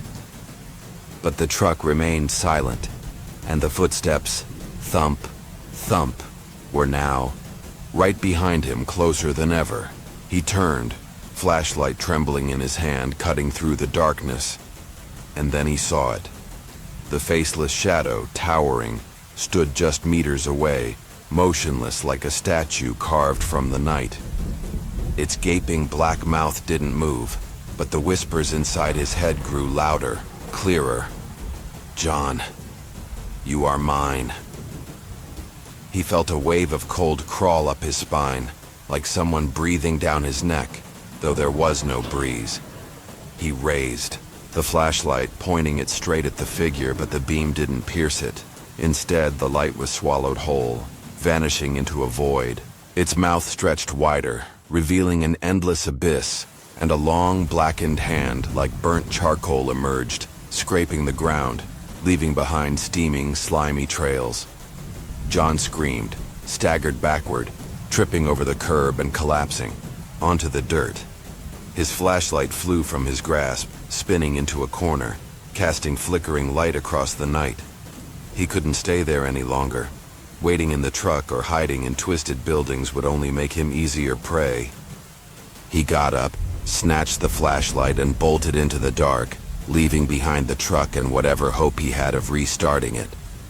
He ran down the main street, but the layout had changed. Alleys stretched forever. Houses shifted position, blocking paths as if the town itself was alive and guiding him into a trap. His own footsteps echoed on the dry ground, but mingled with them were heavier, slower steps, following him. He glanced back. The faceless figure was still there, not running, not moving fast but always closer, as if it didn't walk, didn't move, but simply was. He turned into an alley, praying it led somewhere, but instead, it curved him back into the central square, where the crumbling church and tilted houses loomed like silent witnesses. He stopped, panting, hands on his knees, desperate for an escape. Then came the scratching, scritch, scritch from every direction, like nails carving through wood, dirt, even air. He swung the flashlight across the square and saw the black trails appearing on the church walls, dripping like blood from invisible wounds. Trees around him cracked and splintered, the sound of wood snapping sharp and shrill, as if unseen hands were tearing them apart. A nauseating stench of rot and blood filled the air, like the scent of a freshly opened tomb. He heard the raspy, broken breathing behind him, turned, and there it was. The faceless shadow, standing in the square, just 10 meters away, watching him with invisible eyes. John screamed and ran toward the tree line at the edge of town, the only place he hadn't explored. He sprinted into the forest, branches tearing at his skin, leaving hot, stinging welts, but he didn't stop. His feet crunched through dead leaves, but the whispering still clung to him. John, stay. Clear and cold, like it was being breathed directly into his ear. He tripped, falling into a dry creek bed.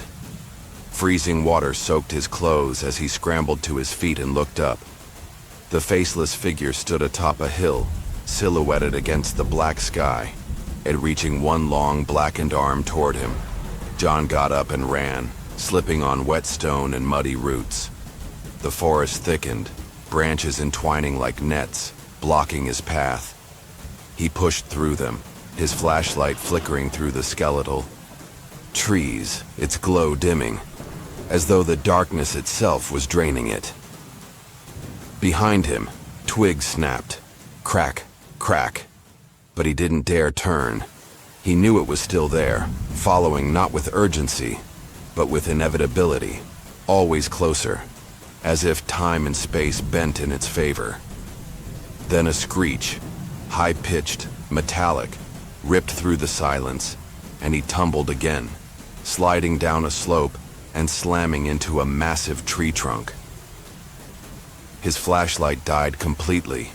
In the absolute black, the whispers returned, no longer meaningless but clear. You will not escape. A freezing hand gripped his shoulder, slimy, long-fingered, squeezing as though it meant to crush bone.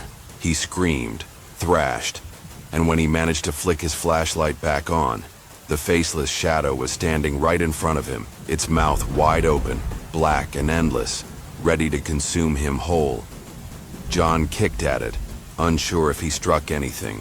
His foot passed through the air, hitting nothing but freezing emptiness. He rolled, scrambled to his feet and ran again, no longer caring where, only that he had to get away. The trees thinned, and ahead, he saw a faint light, a dirt road, the same one he'd driven into town on. He burst from the woods, collapsed, on the hard ground, chest heaving, heart pounding like it would shatter his ribs. He looked back. The figure stood at the tree line, unmoving, watching, but it did not follow. He crawled toward his truck, not far now, hands shaking as he unlocked the door and climbed into the driver's seat. He turned the key, and this time, the engine roared to life like a miracle. He floored the gas, wheels kicking up dirt as the truck sped forward, away from Hollow Vale. In the rearview mirror, he saw it again, standing beneath the dead tree, beside the road, staring after him, one blackened arm outstretched, trying to draw him back. But it didn't follow, not yet. He drove for miles, not stopping, never looking back, eyes locked on the road ahead. The whispering faded, but didn't disappear. It still lingered, soft but unrelenting. John. He gripped the wheel tighter, sweat dripping down his face, whispering to himself that he had escaped, that the town, the thing, all of it was behind him. But deep inside he knew that wasn't true. He had seen it. It had spoken his name. And that kind of thing never lets go. John finally escaped the town, leaping into his truck just as the engine roared to life. He slammed the gas pedal, tires spinning on the dry dirt road leading out of Hollow Vale. The engine's roar drowning out the persistent whispers echoing in his head. He didn't dare look back, didn't dare slow down. His eyes fixed on the winding dirt path ahead, headlights slicing through the suffocating darkness like blades through flesh. His heart pounded violently, sweat pouring down his forehead, soaking his shirt despite the icy air outside. He drove for miles, past sparse woods and abandoned fields. No lights, no signs of life. Only the crunch of tires on earth and his own ragged breath. After nearly an hour of non-stop driving, a rusted sign appeared at the roadside. Leaving Grayson County. He let out a shaky breath, hands trembling on the wheel, feeling as if he'd just escaped the jaws of death. The whisper, John, was now faint, like a breeze lost in the distance. He told himself he had made it, that the haunted town, the faceless shadow was all behind him now. He turned on the radio, hoping the music might chase away the lingering terror. But only static buzzed through the speakers, like the raspy laughter of something still hiding in the dark. He drove 2 more hours, until the first light of dawn crept over the horizon, painting the endless wheat fields in hues of gold. He pulled over at a weathered gas station, hands still clenching the wheel, as if letting go would allow something to pull him back. Stepping out, his legs trembled as they touched the ground. He inhaled the crisp morning air. No rot, no oppressive presence, just silence and sunlight. Inside, he bought a can of cold coffee and a pack of crackers, trying to steady himself. The elderly clerk behind the counter peered over his thick glasses and asked, "You all right, son? You look like you've seen a ghost." John gave a weak laugh. "Close enough," he mumbled, before heading back to the truck. 1 more hour of driving brought him back to his small apartment on the city outskirts. As he opened the door, the familiar scent of old wood and cold coffee welcomed him, offering a fragile sense of safety. He tossed his keys onto the table, shrugged off his dust-covered jacket and collapsed onto the couch, eyes shut tight. He tried to sleep, but each time he drifted off, he saw the faceless shadow beneath the dead tree, mouth wide open, whispering his name. He jolted awake, shirt soaked in sweat, heart thundering. "Just a dream," he whispered to himself, though even he didn't believe it. The day passed in suffocating silence. No TV, no music. He simply sat on the couch, staring at the blank wall, trying to erase Hollow Vale from his mind. But when night fell, the fear returned, sharper, more vivid. He got up, checked every window and door, locking them tightly, though he knew locks wouldn't stop what had followed him. He brewed coffee, sat at the kitchen table, and pulled out his notebook, writing down everything he could remember. The house, the journal, the faceless figure. As if putting it into words would give him control over the horror. Then he heard it. Scritch, scritch, at the living room window. Soft, but unmistakable, like fingernails dragging across glass. He jumped, to his feet, hand trembling, knocking over the coffee. He rushed to the window, yanked the curtain aside. Nothing. No wind, no trees, just motionless darkness. But then the scratching came again, this time at the front door. louder, more insistent, like something trying to claw its way inside. Ran to it, peered through the peephole, and there it was, the faceless figure, towering still right at his doorstep. A blackened hand scraped the door, leaving behind slimy, smoking trails. The entity had followed him home. Footsteps echoed in the house. Reflections in mirrors weren't just his anymore. He screamed, stumbling back, knocking over the kitchen table, and dropping the notebook. The scratching stopped, but the whispers returned. John. Cold. Clear. Like they were being spoken from inside the room. He turned to the kitchen window and saw his reflection, but it wasn't just him. Behind him, the faceless shadow, mouth agape, dark and infinite. He spun around. Nothing. Just empty space. He bolted into his bedroom, slammed the door shut, locked it, curled on the bed, arms wrapped around his knees. The footsteps returned, thump, thump, from the living room. Slow, deliberate. He turned on the bedside lamp, praying the light would keep it at bay, but the darkness swallowed it whole. The room dimmed unnaturally, then came the scratching, scritch, scritch at the bedroom door. He looked down and saw it. A black, oozing smear seeping under the crack. The smell of rot hit him like a wave. Then a hand, long, black, slick, slipped. Through the gap, clawed fingers raking the wood, trying to break through. He screamed, jumped from the bed, cowered in the corner. The whispering grew louder. Now dozens of voices chanting as one. John, you cannot escape. He looked up, and in the mirror on the wall it stood behind him, closer than ever, mouth wide, ready to devour him. He turned. Nothing.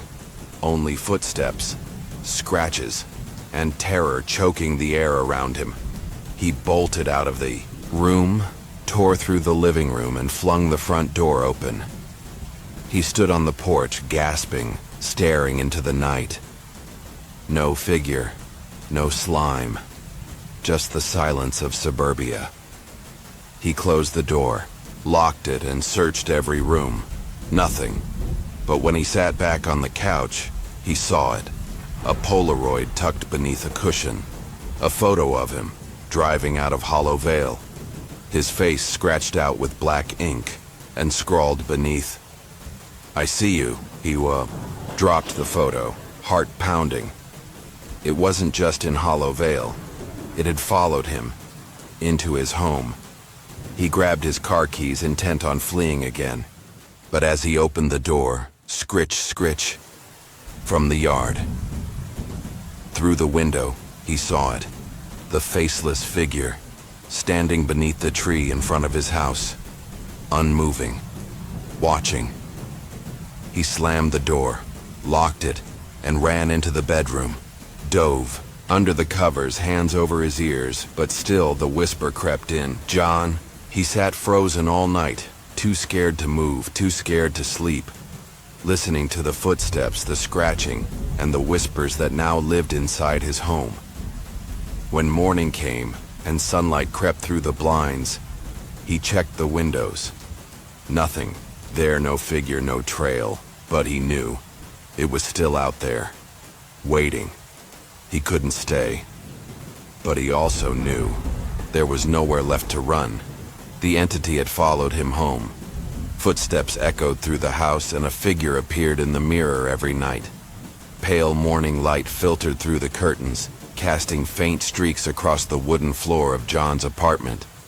He sat curled up on the sofa, eyes bloodshot from sleeplessness, still clutching his car keys even though he no longer intended to leave.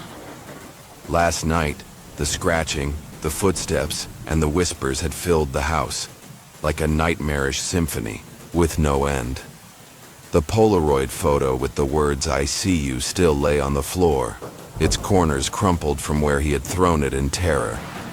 He stared at it, heart pounding, a creeping sense that the faceless shadow was still somewhere nearby, lurking in the dark corners of what used to be his safe haven.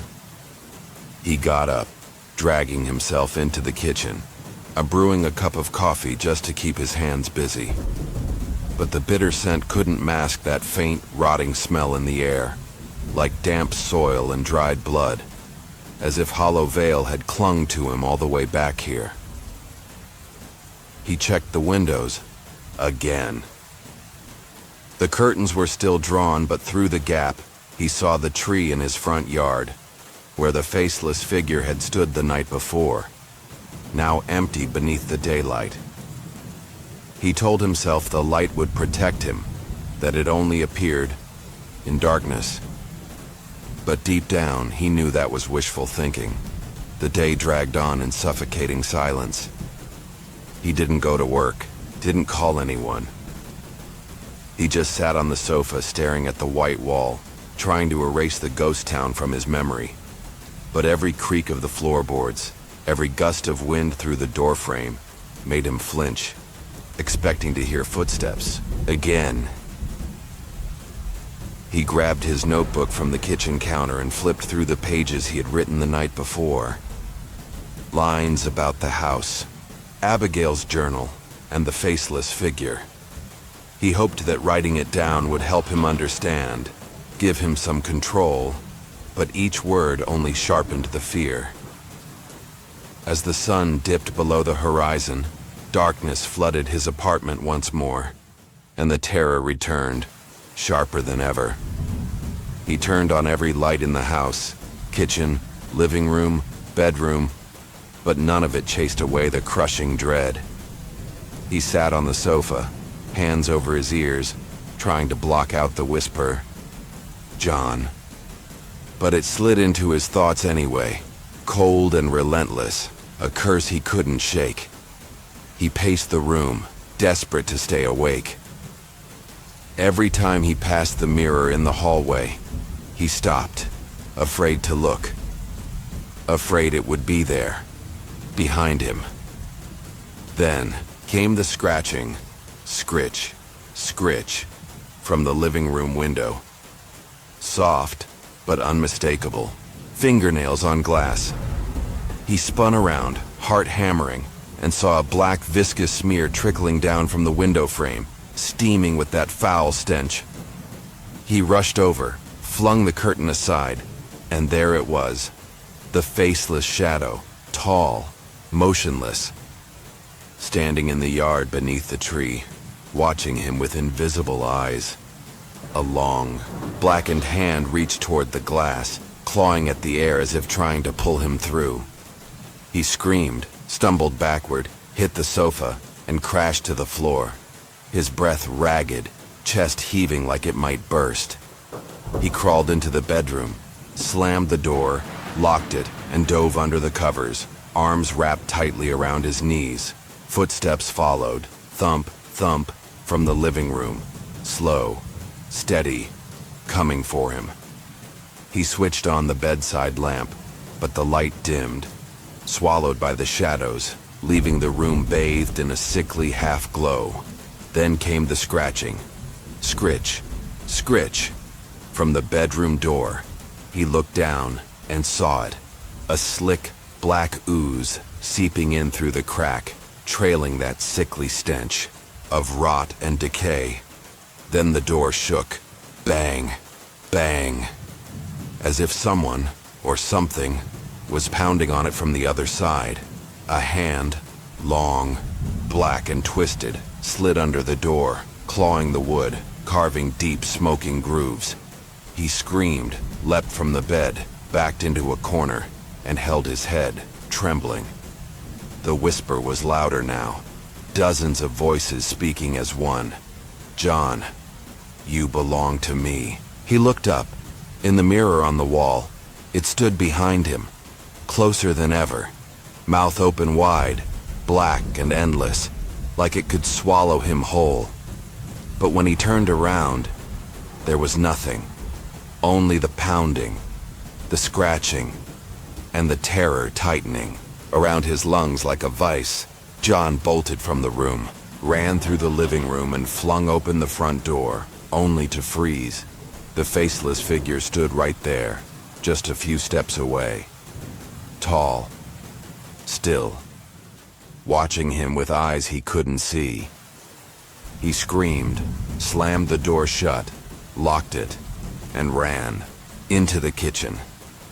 From the drawer he grabbed a knife, his last line of defense, and clutched it tight in shaking hands. He stood there, breath ragged, waiting.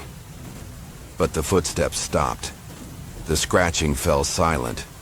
Only silence remained, heavy, suffocating, unnatural.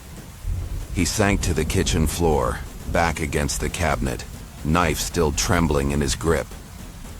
He didn't know how long he sat there. Minutes, hours. Eventually, daylight bled through the curtains again, bringing with it a fragile sliver of hope. He stood up and checked every room. No black ooze, no faceless shadow, as if the night had been nothing but a hallucination. But when he returned to the living room, his blood ran cold. Abigail's journal sat on the coffee table, not the one he left behind in Hollow Vale. This was a perfect replica. Same torn leather cover, same pages yellowed by time, lying open to the final page. With trembling fingers, he picked it up. Scrawled in fresh black ink were the words, "You are mine." Below it was a Polaroid photo. Him, sitting on the sofa the night before, clutching his head, his face blurred and smeared with inky black. He threw the journal across the room and screamed in anguish, but his voice faded into the oppressive silence. He bolted out the house, leapt into his truck, and drove. Anywhere but here. He drove for hours, down endless highways through nameless towns, but the whisper followed him. John, soft now, but never gone. That night he pulled over beside an empty field, hoping for rest. Instead, he heard it again. Scritch, scritch, from the windshield. He turned on the headlights. Out in the field, the faceless figure stood, motionless. Watching him. A blackened hand reached toward the sky, clawing the air, and the windshield cracked, slick black fluid seeping down like ink. He floored the gas pedal, desperate to flee, but in the rearview mirror, it was there. Sitting in the back seat, mouth open, whispering his name over and over. He screamed, lost control. The truck veered off the road and crashed into a ditch. When he came to, he was still, inside the truck, blood trickling down his forehead, pain pulsing through every limb. He crawled out onto the damp grass, gasping, scanning the empty field. No figure, no whisper, only silence under the stars.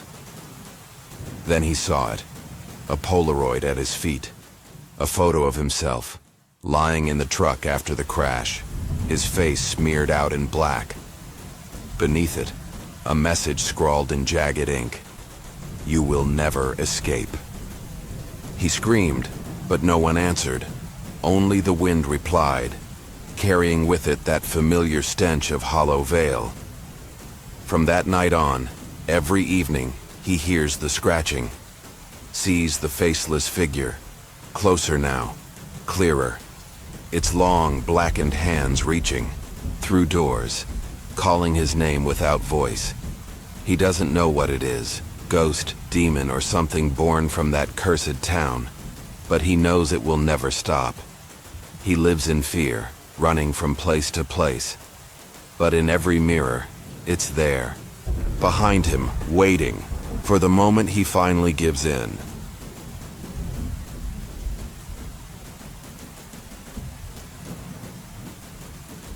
Sarah, a 28-year-old woman, drove her old hatchback along winding roads that led to a remote village deep in the mountains. She was an amateur historian, fascinated by stories of ancestors, those who had migrated there centuries ago, only to vanish without a trace. Sarah had come to the village to uncover her lineage, bringing with her a camera and a notebook to record her journey, The afternoon light faded as she descended into the valley, the towering mountains around her swallowing the sun, casting a cold, eerie shadow over the land. The car radio crackled and died, leaving only the weak rumble of the engine amidst the stillness of nature. As she arrived, a rotting wooden sign appeared by the roadside, its carved letters barely legible. Ashen Village. The village had been abandoned under a curse, with no sign of life remaining. The wooden houses stood in silence, their roofs caved in, windows shattered like hollow eyes staring into nothing. Weeds choked the village path, and the air smelled of damp earth mixed with something decayed, a scent that drifted past like a warning. Sarah stepped out of the car, her hiking boots crunching on the brittle ground, and took a deep breath, feeling the unnatural silence. No birds, no wind, only the pounding of her own heartbeat. She began to explore, her camera hanging from her neck, snapping pictures of the crumbling houses and remnants of long-lost lives. A large house at the center of the village caught her attention. Its front door hung limply from rusted hinges, the inside pitch black like the mouth of a cave. She stepped in, her flashlight sweeping across a dust-covered wooden floor, overturned chairs, and a cold fireplace filled with gray ash. On a decaying bookshelf, she found an old leather-bound book, its cover etched with strange symbols she couldn't decipher. It was a record of a curse, a tale written on brittle pages. She opened it, and under the flickering light, trembling handwriting appeared. March 13th, 1732. The curse begins. They came at night, bringing shadows and weeping. No one escaped. Sarah flipped through the pages, her heart racing with every line. The author, a priest named Elias, described a formless entity, a faceless phantom summoned by a failed village ritual. It slaughtered the villagers, leaving behind faceless corpses, dooming Ashen to eternal darkness. The final line had been smeared in ink, as if Elias had stopped writing in a panic. Sarah scoffed, dismissing it as superstition, but deep down, unease stirred. She placed the book in her backpack, ready to explore more, but as she stepped outside, the sun had vanished. Darkness fell like a curtain of black velvet. Then she heard the crying, faint, distant, like a child's sobs echoing from somewhere in the empty village. She flashed her light around, its trembling beam slicing through the darkness. But there was nothing. Only silence and thick, suffocating night. A foul stench drifted past, rotting flesh, dense and sickly, like the breath of a forgotten crypt.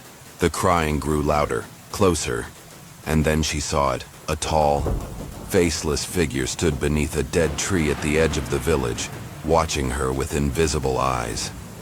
One thin, blackened hand stretched outward, clawing the air, leaving behind trails of noxious smoke. The crying filled the night. She could feel it watching her. Sarah bolted for the car, heart hammering in her chest. But the engine wouldn't start. The battery was dead. Though it had worked fine just this morning, she was trapped. No way out. Now the cries echoed from all corners of the village, dozens of voices layered together calling her name. Sarah, Sarah. She ran into another house, slammed the door shut, but the crying followed. It seeped through walls into her mind like maggots burrowing in her brain. She curled up behind a table, covering her ears, but the cries never stopped. Then came the whispers, cold and clear. You belong to me. A scratching sound, scritch, scritch, came from the window, and in the cracked mirror on the wall she saw it. The faceless phantom, standing right behind her, mouth agape and black as a void. She spun around, nothing there, but a black hand slid through the doorframe, clawing at the wood, leaving behind a trail of steaming, oily slime. She screamed, dashed out the back, and ran through streets that were no longer familiar. Narrow alleys stretched endlessly. Houses moved to block her path. The village was alive, reshaping itself to trap her. She saw the phantom in mirrors. She ran in pure terror. She sprinted into the forest that surrounded the village. Dry branches tore at her skin, leaving burning scratches down her arms and face. The crying and whispers followed, relentless. Though she had run hundreds of meters, she tripped, falling into a shallow creek. Cold water soaked her clothes, but she climbed up, pushing forward, never looking back. The forest began to thin. She saw it, the dirt road where she had entered. Her car still there, headlights faint like a distant beacon. Sarah lunged for the driver's seat, jammed the key into the ignition. This time the engine roared to life, as if by miracle.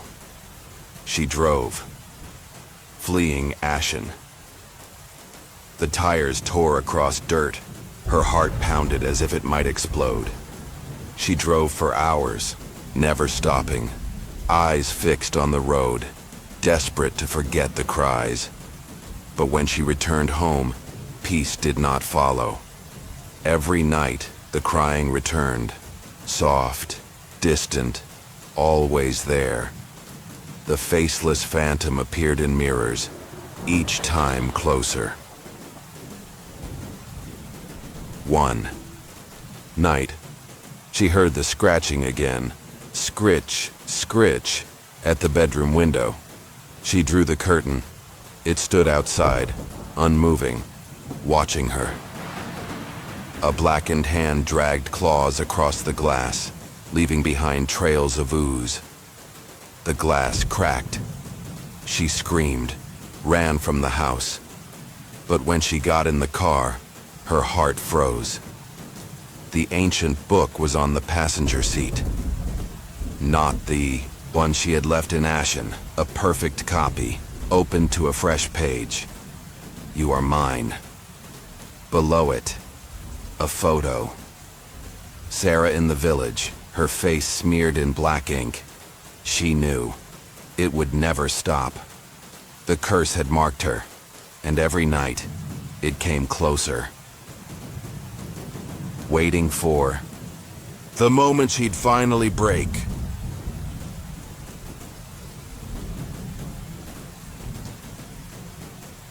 Mark, a 32-year-old man, stepped into his small suburban house late in the afternoon, carrying a bag of old items he had just picked up from a nearby flea market.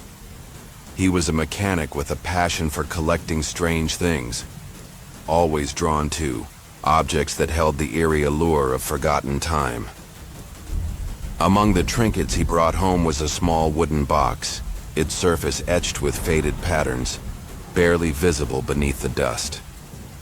It was a bargain, just a few dollars. The orange glow of the sunset filtered through the window, casting golden rays across the dust on his table as he set the box down and wiped it clean with his sleeve. He turned, on the desk lamp, pulled out tools from his repair kit, and carefully pried the box open. The hinges creaked dryly, revealing a small round mirror inside, rimmed with tarnished silver. Mark picked it up. It was oddly cold, as if it had just come out of a freezer.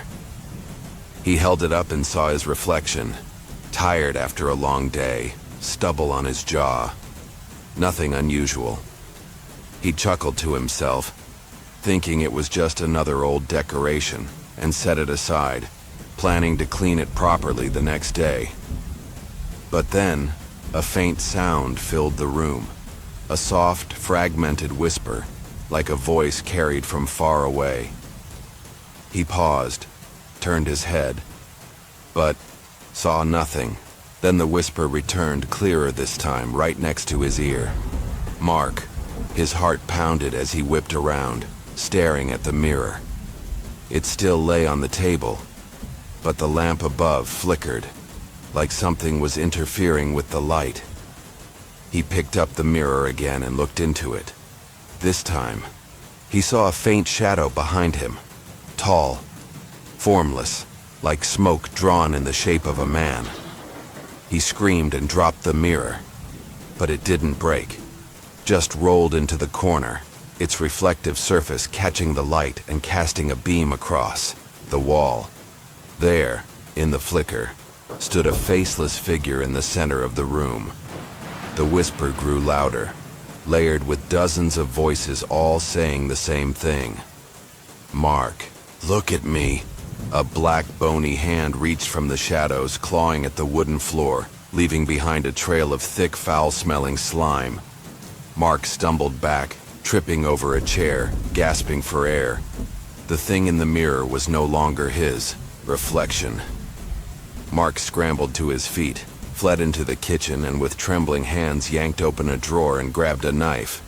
He stood frozen, staring down the hallway toward the living room. The whisper didn't stop. "Mark! Mark!" Echoing through the walls like the house itself was speaking. He returned to the room, knife gripped tightly. The mirror lay on the floor, but it was now facing him, though he remembered clearly he hadn't left it that way. He stepped forward, picked it up, ready to smash it. But when he looked, the faceless figure was back, closer, clearer. Its gaping black mouth opened wide, like it meant to swallow him whole. He threw the mirror into the trash, ran out back, and lit a small fire. Flames consumed the wooden box in the mirror, but the whisper didn't stop. "Mark." The smoke rose, thick and putrid like burning flesh. He tried to rid himself of it, but the voice clung to him. He returned inside, locked every door, collapsed onto the couch, hands over his head, telling himself it was over. But as night fell, the whisper came again, louder, clearer, as if it was seeping from every crack in the house. Then the scratching started. Scrape, scrape, from the bedroom window. He ran in, yanked open the curtain, and saw it. The faceless figure, standing motionless in the yard, staring with invisible eyes. Its black hand dragged across the glass, leaving trails of oozing slime, until the pane cracked beneath its touch. Mark screamed and ran to the kitchen, but in the reflection of the glass door, he saw it, standing right behind him, its mouth wide open. But when he turned, nothing was there, just darkness. He didn't sleep that night. He curled up in a chair, knife in hand, listening to the whispers and the scratching echo through the house. When dawn came, he checked the yard. No sign of it, no slime on the ground. But when he returned to the living room, the mirror was there, intact, sitting on the table as if it had never been burned. Beneath it, a small piece of paper. Messy handwriting, scrawled in red, "You cannot escape." Mark screamed, threw the mirror toward the door, but it rolled back, stopped at his feet. Its surface reflected the faceless figure, closer than ever. Since that night, the whispers never stopped. The faceless shadow appears in every mirror in the house, the bathroom mirror, the car rear view, even in the reflection of his own glasses. Mark lives in fear, avoiding anything reflective, but the voice never ceases. Mark. And the figure is always there, waiting.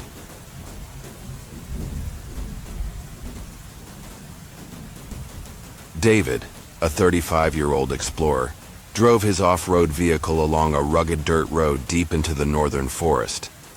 He was a man fascinated by forgotten places, drawn to the eerie stories whispered about them. Today, April 3rd, 2025, David followed. An old hand-drawn map he had purchased from an elderly man in a nearby town. A smudged, ink-stained guide that led to a nameless cave. Sunlight pierced through the thick canopy above, casting dappled patterns on the damp forest floor. But as he approached the coordinates. The air grew colder, unnaturally so, as if winter had crept into the heart of spring. He stopped the car, slung on his backpack, grabbed his flashlight and machete, and pushed through the dense underbrush. A large crack in the cliff face revealed itself. A gaping, pitch-black mouth carved into the mountain. He stepped inside, the flashlight beam sweeping over cold stone walls. The air reeked of damp earth, and something else, a faint, putrid odor, like long-decayed flesh. As he ventured deeper, the sound of his boots echoed off the rock, mingling with the drip-drip of unseen water. Strange markings appeared on the cave walls, crude humanoid figures painted in dark red, arms raised as if pleading or warning. David paused, reaching out to touch one of the figures, a tall, faceless shape standing among smaller ones, like a god or an ancient demon.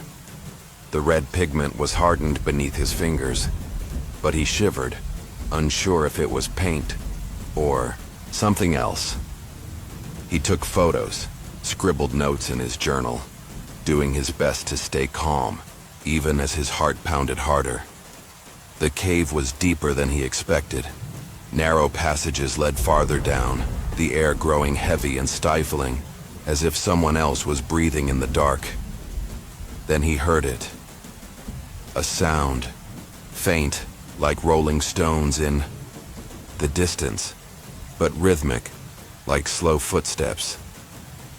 He shone the flashlight around, its beam trembling against the walls, revealing only stone and shadow. But the sound came closer. Thud. Thud, accompanied by a wave of nauseating stench like a freshly opened tomb. He turned, and there it was. At the end of the corridor, a dark figure, tall, faceless, still, watching him with unseen eyes. A black skeletal hand reached out, scratching the stone wall and leaving behind a slimy, smoking trail. The sound of movement echoed again, something slithering through the dark. David screamed, stumbling backward and falling hard on the cold floor. His flashlight flew from his hand, spinning into a corner, its beam flickering wildly. He scrambled forward, grabbed it, and aimed the light at the figure. But it didn't vanish. It stepped forward slowly. Scratch. Scratch. Its hand raked the wall with sickening ease. David turned and ran down a narrow passage, breath ragged, heart pounding like a war drum. The cave felt alive, twisting, shifting, trying to trap him inside. Then came the whisper, raspy, freezing. David. As if the stone itself spoke, he tripped again, falling into a deeper pit. The flashlight went out, total darkness. And then, a cold hand gripped his ankle. Its fingers were long, slimy, curling tight around the bone. He screamed, kicked wildly, turned the flashlight back on, and saw it. The faceless figure loomed above, mouth gaping wide, a black void, ready to devour him whole. David panicked, kicked with all his strength, and dove through a narrow crevice, running blindly. The cave trembled. Boom, boom, like something massive shifting beneath the earth.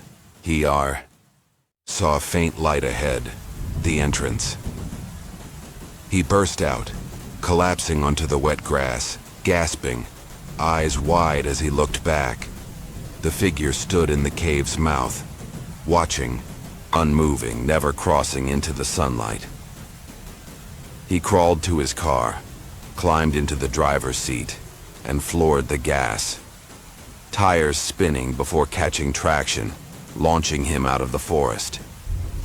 He drove for hours without stopping, eyes locked on the road, trying to shake the whisper from his mind. But when he got home, the horror followed. He had escaped the cave, but not the memory. Each night, the whisper returned. David, cold, constant, as if it echoed from the walls of his own house. He didn't sleep, didn't look into the dark corners, afraid the faceless thing would appear, closer every time he blinked. Then came the scratching, scrape, scrape, at the bedroom window. He yanked the curtain aside. It stood there, in the yard, motionless, watching. A black hand dragged across the glass, leaving behind a smear of slime. The window cracked, spiderwebbing outward, threatening to shatter.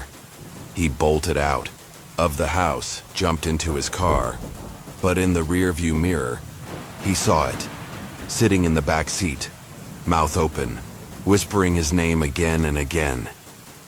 He screamed, lost control. The car veered off the road and flipped, tumbling into the night. When he came to, pain coursed through his body, blood trickled from his head.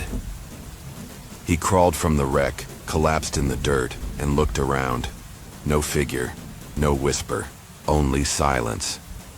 Then he saw it, a piece of paper beneath his feet, a photo of him in the cave, his face scribbled out in black. Beneath it the words, "You are mine." Since that night, it has never left. The scratching, the faceless shadow, each time closer, clearer, waiting for the moment he finally breaks.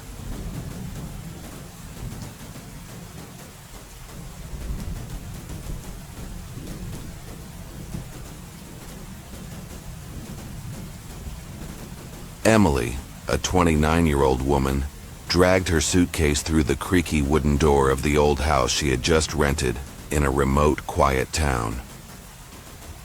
On April 3rd, 2025, she had made the decision to leave the city behind in search of peace after a long and stressful year. She moved into an aged two-story home, clinging to the hope of a fresh start. The house had peeling paint on the walls, windows that creaked whenever the wind blew, and an air of abandonment that hung over it. But the rent was so cheap she couldn't pass it up. The fading light of day filtered through torn curtains, laying a film of golden dust across the wooden floor. Emily inhaled deeply. Moldy wood and damp air filled her lungs, but she smiled, thinking this could be the place where she'd finally find herself again. She cleaned briefly, dropped her suitcase in the upstairs bedroom, and laid down on the old bed, the mattress groaning under her weight. That first night passed in peace, but when sleep came, so did the dream. She dreamed of a strange figure standing in the corner of the room, watching her without blinking. It was tall, hazy like smoke, with no face, only a gaping black mouth that whispered words she didn't understand. She woke up, drenched in sweat, her heart pounding. But the room was empty, only moonlight casting pale beams across the floor. The next day she brushed off the dream, blaming it on stress. But that night, it returned, clearer. The faceless figure stood closer, to her bed. This time it whispered her name, Emily, a cold, rasping voice that felt like it rose from the depths of the earth. She jolted upright, turned on the lamp, nothing but the echo of her heartbeat in her ears. Then she heard it. A knock. Slow, deliberate. Someone at the door. She descended. The stairs, one hand gripping the banister. Knock, knock. The sound came from the front door. She looked through the peephole, but saw nothing, only the darkness outside. Then the knocking turned to scratching. Scrape, scrape, at the living room window. She pulled the curtain. A long black hand, slick and inhuman, was dragging claws across the glass, leaving a trail of thick, stinking slime. She screamed, stumbled backward, tripped over a chair and hit the floor. A putrid stench flooded in, rotting earth and dried blood, like the breath of a freshly opened grave. She fled upstairs, slammed the bedroom door shut, but the whisper came again, inside her head. "Emily, you are mine." On the third day, she inspected the house, searching for signs of a break-in. She found them: claw marks on the walls, black slime streaking the floors. The gashes were long, deep, raked across wood as if carved by monstrous nails, stretching from the living room to the staircase. The slimy trails smoked and stank, though she had cleaned them the night before. She called the landlord, an old woman whose voice trembled, but the woman only said, "Don't dig into the houses," passed and then hung up. Emily trembled, but stayed. She wanted to believe there was a logical explanation. That night, the dream became vivid. The faceless figure stood beside her bed, its black hand reaching out, touching her leg. She woke up screaming, but the cold still clung to her skin. She turned on the light. There was a slimy trail on her blanket, like it had truly been there. Knock, knock, the sound came again, this time from the bedroom door. She curled up in the corner, clutching her head, covering her ears, but the whisper pierced through. "Emily, look at me." She didn't dare open the door, didn't dare look. She sat frozen in terror, waiting for the dawn. But one night, the scratching came from the mirror. Scratch, scratch, like something was scraping from the inside. She looked up and saw the faceless figure in the reflection standing directly behind her, mouth agape, whispering her name over and over. She screamed, hurled a pillow at the mirror. But when she turned around, it stood in the middle of the room, tall, still, its black hand dragging across the floor, leaving a thick red trail that oozed like blood. She fled, out of the house, across the yard. When she looked back, it was at the door, staring at her with invisible eyes. Emily couldn't take it anymore. She tore through the house searching for answers. In the kitchen, under the floorboards, she found a small hatch secured with a rusted lock. She broke it open. A narrow staircase led downward. Her flashlight beam cut through damp stone walls. She found an old journal on a rotting table, handwritten in shaky script by a woman named Margaret, who had lived there centuries ago. The truth was there. The entity wanted to possess her, a curse from the house's past. Margaret wrote that it was the spirit of a cursed being, trapped beneath the home, only able to escape through dreams. Take over the living. The final entry read, "It knows my name. It wants me." Emily dropped the journal, ran to her car, and drove, leaving the house behind. But the whisper did not stop. "Emily." Each night the dream returns, the faceless figure, closer, clearer. She can't run anymore. It has her now, just waiting.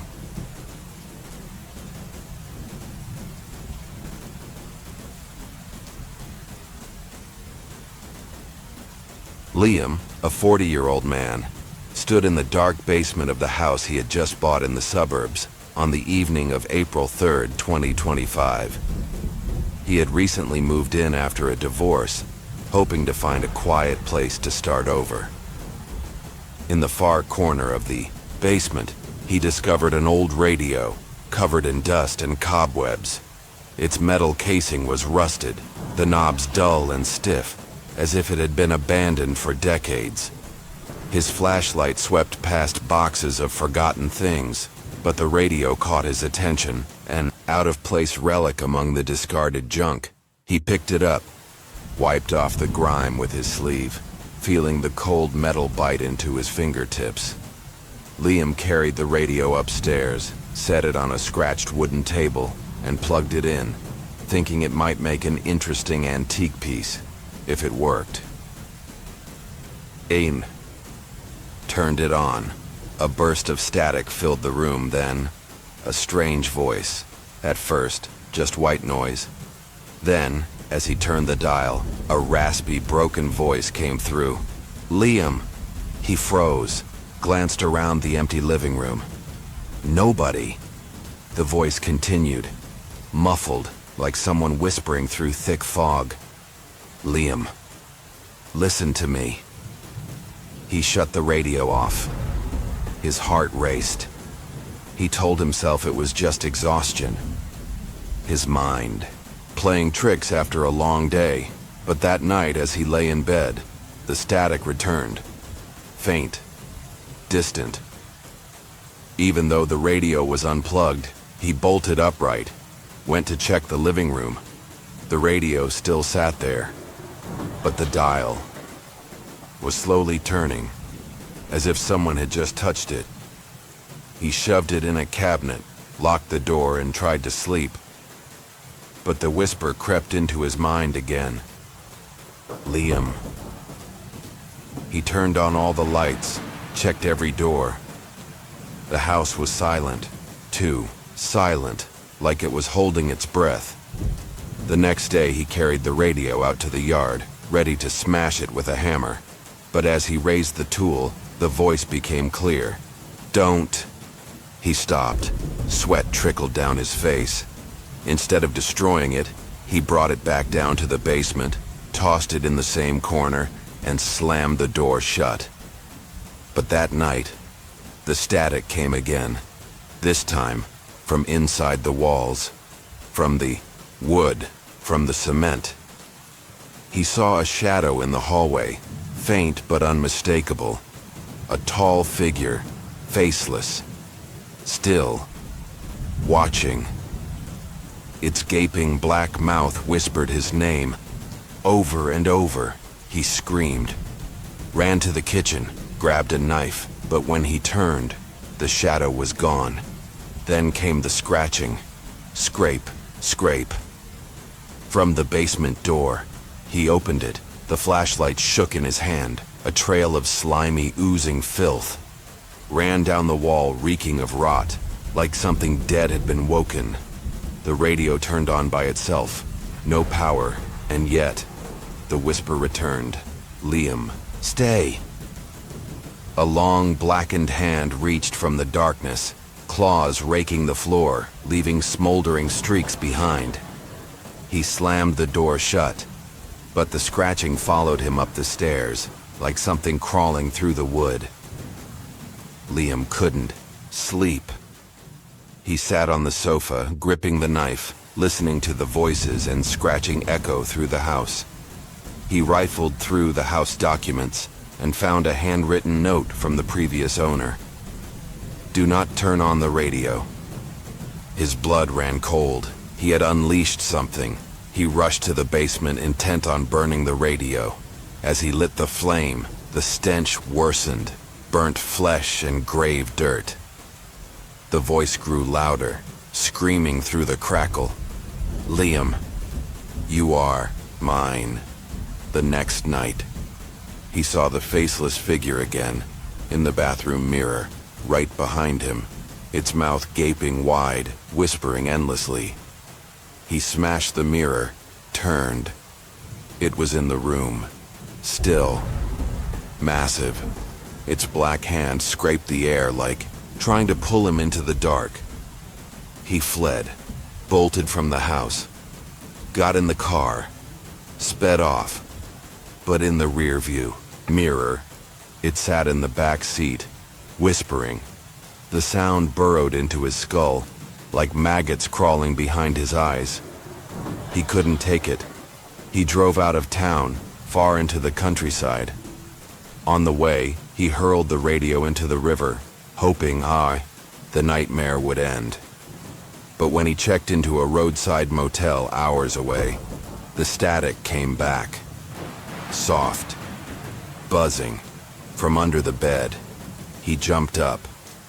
On the floor, a trail of slime. At the door, the faceless figure. Watching. He can't run anymore. It has attached to him, and every night the whisper comes closer, waiting for the moment that gives in.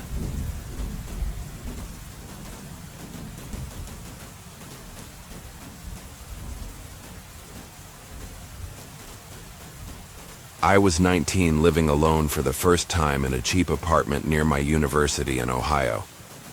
It was a tiny place, just one bedroom, a living room with a sofa facing the TV, and a sliding glass door that opened onto a small concrete patio. The patio looked out over a patch of grass with a few trees and a sidewalk running along the building. That night, I was up late cramming for finals, textbooks scattered around the sofa. My parents were on vacation, so I was completely alone. No roommates, no pets. Just me. The wind outside rustled through the leaves, carrying a cold chill through the thin walls. It was around 2 a.m. when I finally decided to go to bed and turned off the TV. The apartment went dark, and the only sound was my own breathing. I stood up, shuffled to the sliding door to lock it, eyes bleary from exhaustion. But as my hand touched the latch, I froze. Outside, on the patio, someone was kneeling on the concrete, facing the glass, completely still, head tilted slightly, as if looking straight at me. The light from the apartment spilled outward, but the darkness swallowed everything beyond it. I could only make out a vague human-like shape, not clearly enough to be sure.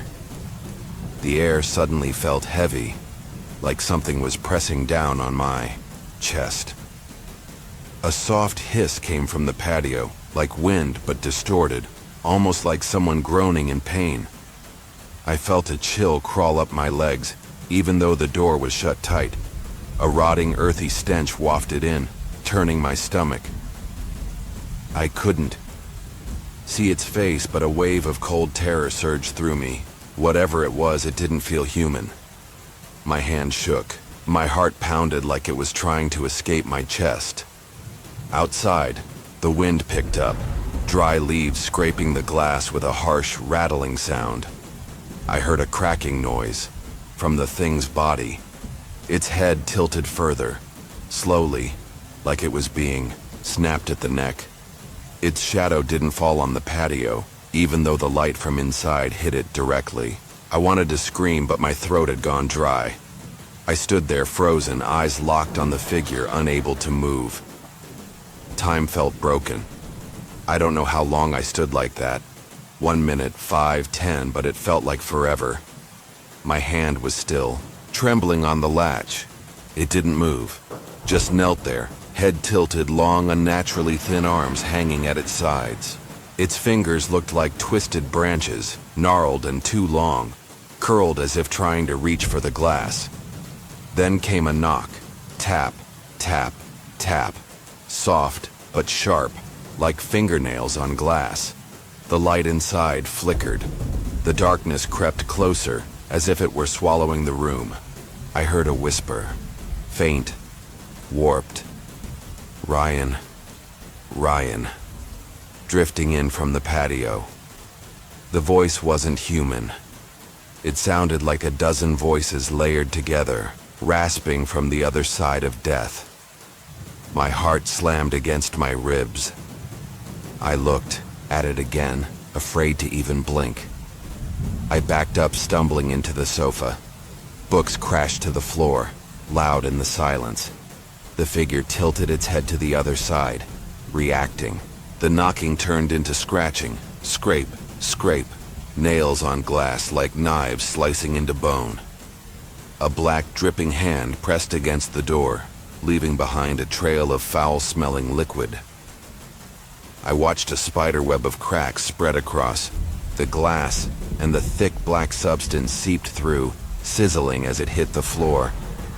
I grabbed my phone from the sofa with trembling hands and called Jake, my friend who lived a few buildings away. "Jake, there's something outside the glass door," I whispered, barely able to breathe. "It's kneeling there, watching me." Jake shouted back, "Keep the line open, I'm coming right now."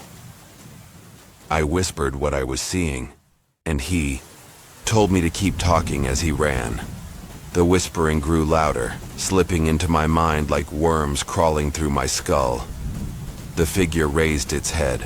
Its face had no eyes, no nose, just a massive, gaping mouth, stretching from ear to ear, black and endless. I screamed and dropped the phone, but the voices didn't stop. All that time, it never moved. It just knelt there, staring. I curled up on the sofa, arms over my head, trying to block it out, but nothing worked. The scratching grew faster, more frantic, like it was about to break through the door. Jake arrived about 10 minutes later, pounding on the front door, calling my name. I leapt from the couch, glanced at the patio. It was gone. No sound, no trace. I opened the door. Jake stood there, flashlight in hand, face flushed. "What happened?" he asked.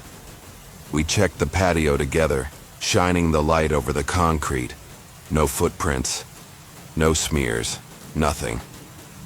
But I could smell it, that sick, rotting stench, drifting in from the grass. The wind had stopped. Everything was deathly silent, like the world itself was holding its breath. We circled the building, but whatever it was, it had vanished into thin air. I didn't sleep that night. I left the lights on and stayed on the phone with Jake until sunrise. At one point, I heard faint tapping from under the floorboards. Tap, tap, like fingernails on wood. Jake yelled, "Did you hear that?" I nodded, though he couldn't see me. My heart raced. The next day, I asked the neighbors, but no one had seen or heard anything unusual. A few weeks later, I found out from the landlord that the last tenant had died in the apartment. Natural causes, he said, but his eyes darted away. I moved out immediately. A month later, Jake called me, his voice shaking. "Dude, I found something in the old apartment. A photo. There's this guy kneeling in front of the glass door.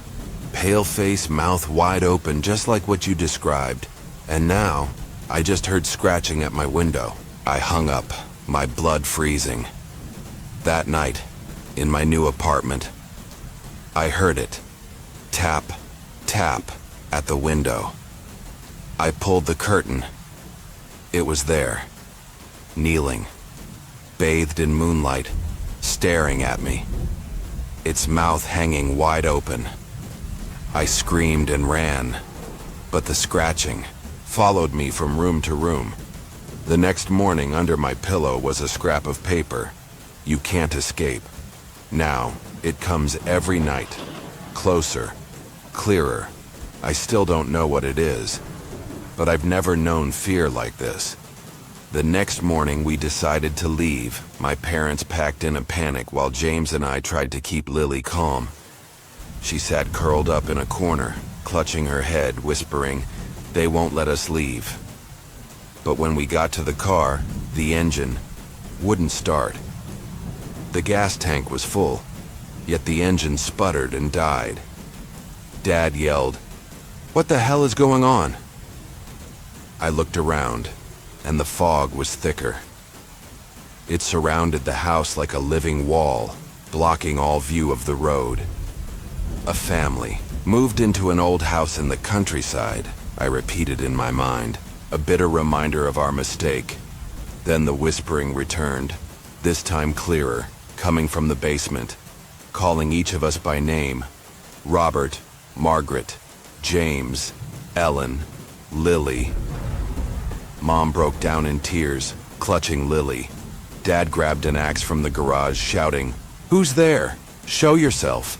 But no one answered, only the scratching, louder, more violent, as if claws were tearing through the wood. Then the basement door flew open, even though we had locked it. A wave of icy air rushed out, thick with the stench of death. From the darkness emerged 5 figures. They were not human. Tall, covered in pitch-black skin, eyes glowing red like embers, claws glinting in James's trembling flashlight beam. We screamed, ran upstairs, barricaded the master bedroom with a dresser and the bed. Footsteps thudded up the stairs, heavy, slow. deliberate. They weren't rushing. They knew we couldn't escape. Lily whispered, "They want us to stay forever." I looked at her, and in Lily's eyes I saw a reflection, but it wasn't her. It was another girl. Pale, red-eyed, smiling cruelly beneath Lily's skin.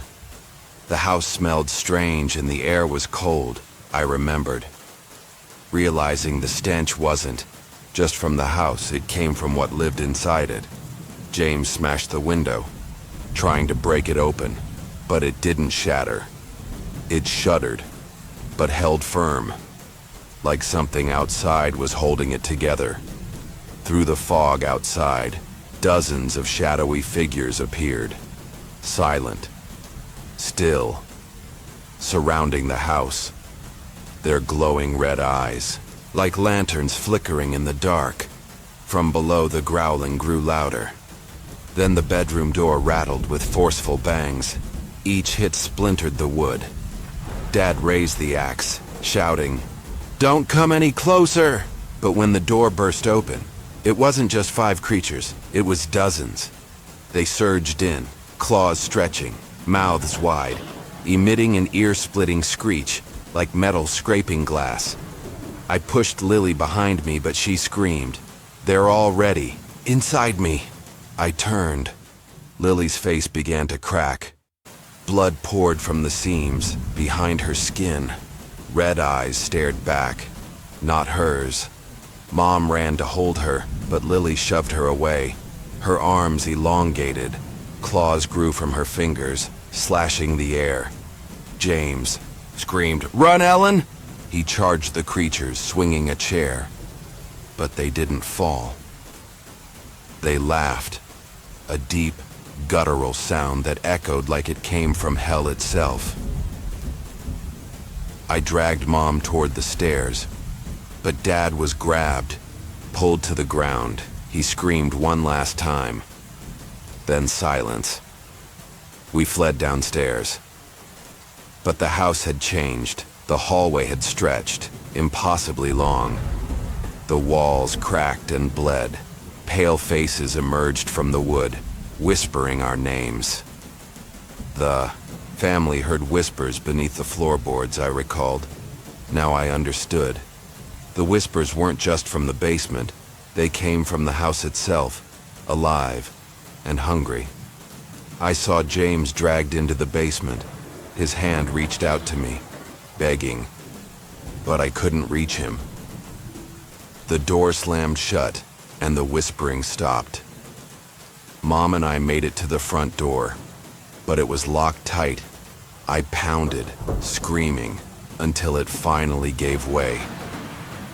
We ran into the fog, didn't look back, but, the footsteps followed. Slow, patient. When we reached the town, we told the police. They went to the house, but found nothing. No creatures, no signs of violence. Just our car, its engine working fine.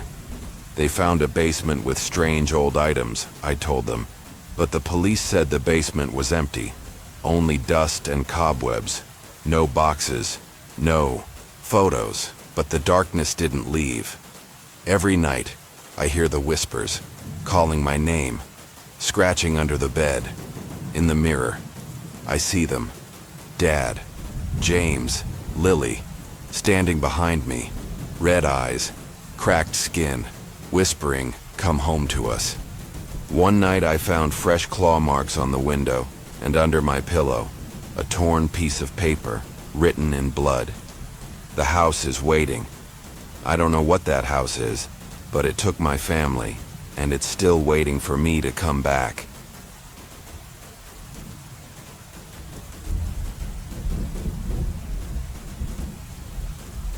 As you close the final door of these 26 stories, don't think for a moment that the darkness has let you go. The whispers from the basement, the scratching at the glass, the red eyes in the mirror, they're still there, lurking, waiting, etched into the corners of your memory like a curse that won't fade. From the faceless woman under the lantern light, the shadowed man in the corner of your room, to the clawed creatures rising from the earth, each tale has left its mark, not just on these pages but in your mind. Do you feel it? The sudden chill as wind slips through the window, the slow footsteps in the hallway, the icy breath brushing your neck when you're alone at night. They ran. Luke, Clara, Lucy, Ellen. But none of them truly escaped. The old house, the barren field, the blood-soaked cloth. They still stand, silent and patient, waiting for the next soul brave enough to step through the threshold. This is not an ending, only a pause. Because darkness never sleeps, and the whispers never fade.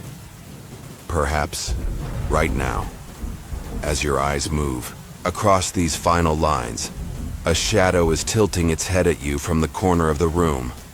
A hand is reaching from beneath your bed. A faint knock is echoing at the door. Don't turn around. Don't look down, because if you do, you'll see them, and they will see you. 26 stories have closed, but their echoes will linger, waiting for your return, or for them to find you first.